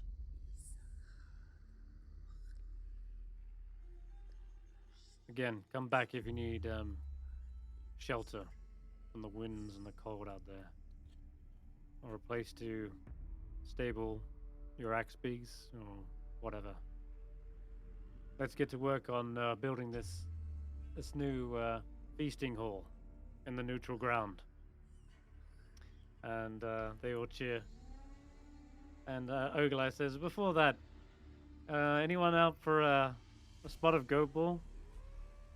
I know you guys have to go, but I'm challenging you, Rockfist. Who am I to turn down a challenge? So as you guys are like heading out, gathering your supplies. Did they give us any additional food? They fed you for your stay here, but Okay. do you need additional food? Well, I've only got 3 days left. Well, then you'll make it back in time just to get Yep. resupplied. Yeah. Okay. Just a quick question whilst I was thinking of it. The Act speaks with the rent to own for 10 days. Like, so it's 18 gold each for the 10 days. If we don't return them for the 10 days, do we just owe them extra money for the next 10 days, or are they going to, like, send people after us? I don't know. Well, you'll be charged for the axe speaks in full, and I guess an expedition would have to be launched to find out what the hell happened to you. Yeah. Okay. So yeah, as everyone saddles up on their axe speaks. I know you had like all your own colors and stuff. I forget where they are. Yeah. But Rahi sees you off, gives you a warrior salute as you're heading out. As does this count as a long rest? Yes. Yeah, you've had a long rest. Okay. Yeah. And make sure Yay. Eve, you do one as well because you're on 3 levels of exhaustion. Yay, back down to 1 level of exhaustion. That's it. And as you're saddling up, heading out, the Chewingas give you a wave. You hear a familiar velociraptor call from the bone whistle that Barritomus carved himself, given to one of the Goliaths. And you see him standing up on one of the pillars near the arena, just letting out this cry as a reminder as to why you did all this in the first place and why Barry is still in need of some help. But as you head out, you see a heartwarming sight of the two tribes beginning a light contest of goat ball, and this time, hopefully, no children will have their eyes gouged by griffins. It's sort of a full circle kind of thing to bring it back to where it all started, and hopefully this time do it right and without all these animosities. And so yeah, this is the sight you see, and that's goat ball for you. It's a form of dodgeball where you have to jump from pillar to pillar, and That sounds you can see amazing. one- And if we ever come back, I want to Yes, play. I know. Ashanti's like, I want to play. Well, we don't have time, but maybe we can. Eve can teach us the rules, and we can have our own game in town, and maybe teach some of the 10-towners. You hear the cheering and laughter as you head out from Wormdoom Crag and out onto the tundra. And I think we'll squeeze it in. Why not? We're gonna say likewise to get you back into the story and get, in the interest of getting Jamey back into the game. I'm gonna skip over the 3 days travel back to Bremen, but sure enough, you're probably at one point gonna have to make a load of frost checks, but we'll deal with that. We'll deal with that later. Let's just get you to Bremen because I want to end on this. Get you there. So yes, once again, montage scene of you crossing the tundra. The icy winds batter you. Eve, you're able to help navigate through this area as you're much more experienced in this particular area. Of course, you've traveled it many times, patrolled the routes, and so you find a faster path for them down the mountains, across the tundra. You perhaps even come crossing some of those gigantic tracks that was mentioned. The signs that there is perhaps even a woolly mammoth out here somewhere. You mark its trail, but you've got to head onwards to Bremen, passing passing East Haven. You might even stop off if you wish, or you can just continue on through the East Way up to Bryn Shander, past Targos, and finally to Bremen, where you return to the Church of Hades. Let me know if you're all on the right map. It's loading for me at the moment. Okay. There we go. Back home. Oh, yes, but You've got come a long, long way. This is all new to you. This civilized life. Well, civilized. It's weird to see so many like homes all huddled together out here in the open tundra, and people already have like new different customs that you're not like used to. But as you approach this church, you see the blue flames still burning brightly, signifying the undying god of death. And you can all So enter this into is the the temple. church where I worship. This is it's run by Danica Greysteel. She's great. She's a little aloof, but don't let that worry you. And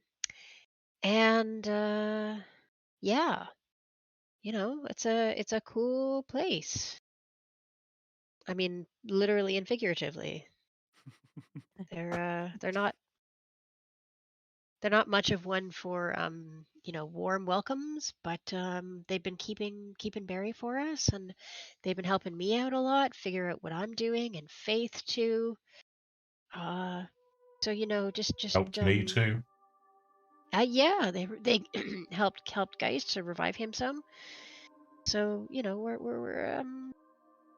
just give it a minute. Give it a minute to get used to. You'll be fine. It is a lot. Why is this fire like a weird color? It's not regular fire, campfire fire? Yeah, it's I don't think it's warm at all. I think it's just there for light and to look spooky. It's Give kind me a of the whole religion vibe check. thing. Give me a religion check, Hulla, to know, is this just a Halloween decoration or does it have a greater meaning? I, as a player, do not know. We'll find out. You're not so sure. Yeah, maybe your Hey, answer give me. is Let's try guidance. Maybe if I can get an extra 4 on that. Oh, 10? you've always thought it was to create a spooky kind of atmosphere, but 10 with a 10 you actually do believe there might be meaning behind it. The symbol, what does it represent? Blue fire, sort of maybe undeath, undying, or beyond death. Not quite sure exactly, but you guess it's something along those lines. Which All definitely, right. you're right that it's actually a spell. It doesn't give off heat.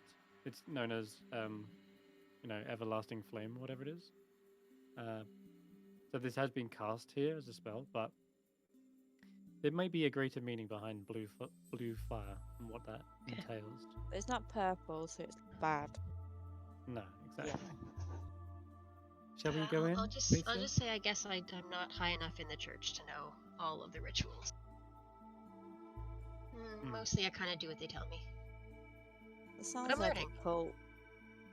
No, it's a temple like any others. It just, you need to study for a while to learn about what everything means. You don't learn everything on the first day. There's a lot to know.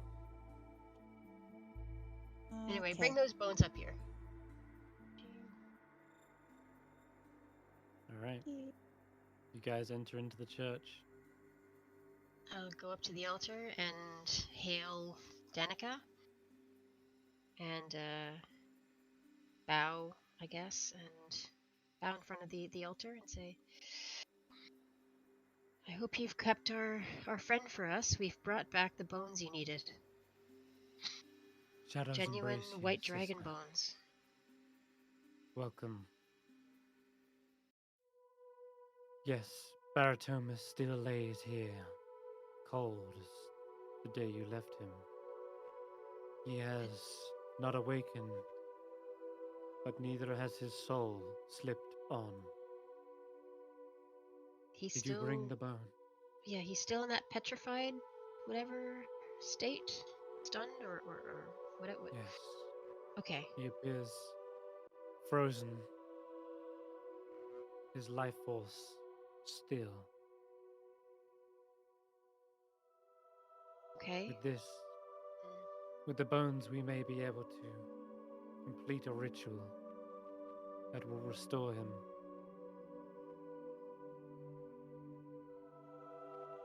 Place the bones here.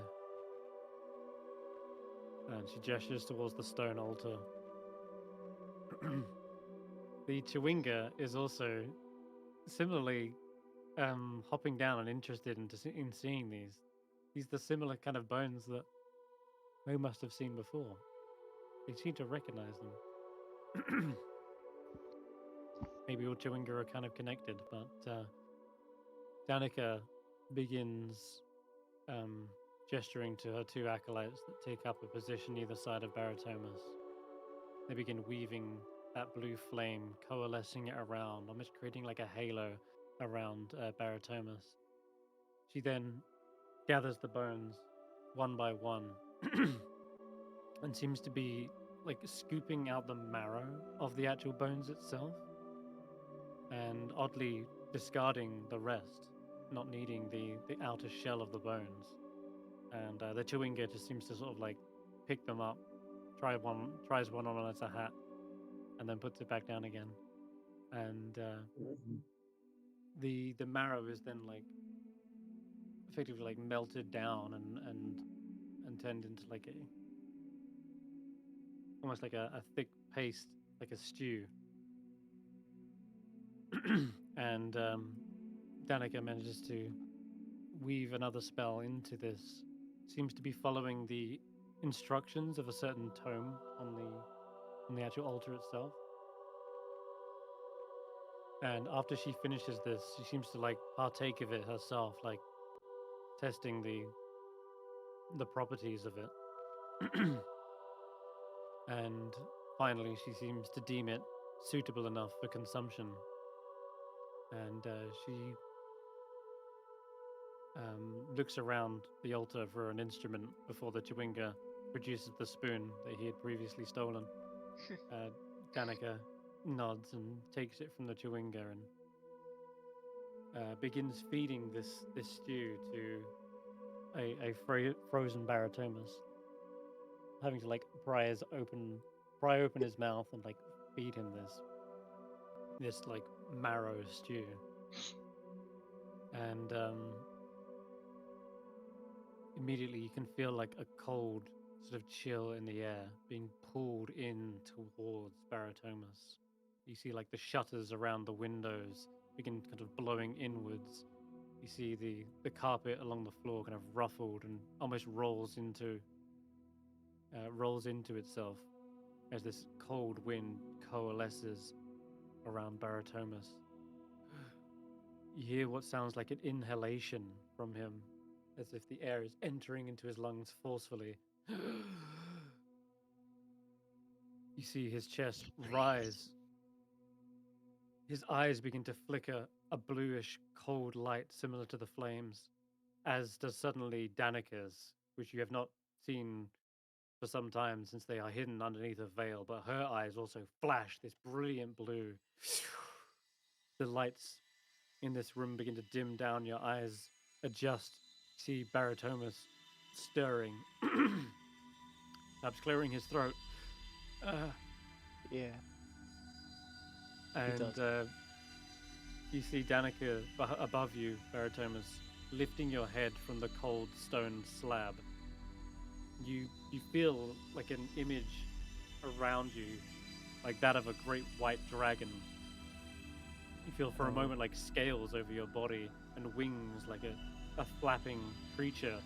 But this image is very quickly dissipated as you begin to see in front of you instead a See Eve. stony Goliath. Yeah, white hair, feathers. As I look at her, I'm just like, here we go again. At least it was a quick death this time. I'll call you number one. Wait, And then wait. First of all, wait a second. And then I see 6 or 7, and then I see, hold on, wait. Oh, this is new, I guess. You've died before, A, and B, do you want to be alive right now? Because I can kill you again. I've been told I'm allowed to do that. Yeah, Chris? we just be warned. We did tell 607 that if you woke up and decided that you'd rather be dead, then he was allowed to kill you. So just so you know the consequences of answering that question sarcastically or Because we weren't sure if you would want to be brought back or not, so we were just double checking. They promised me that I could kill you if you said it was okay. Geist already said I could kill him later. That is not okay. So you do want to be alive? Yes. Question answered. Is that good enough for you, 607? Whatever. And Barritomus, this is Eve Barritomus. I thought this was my new party for a moment.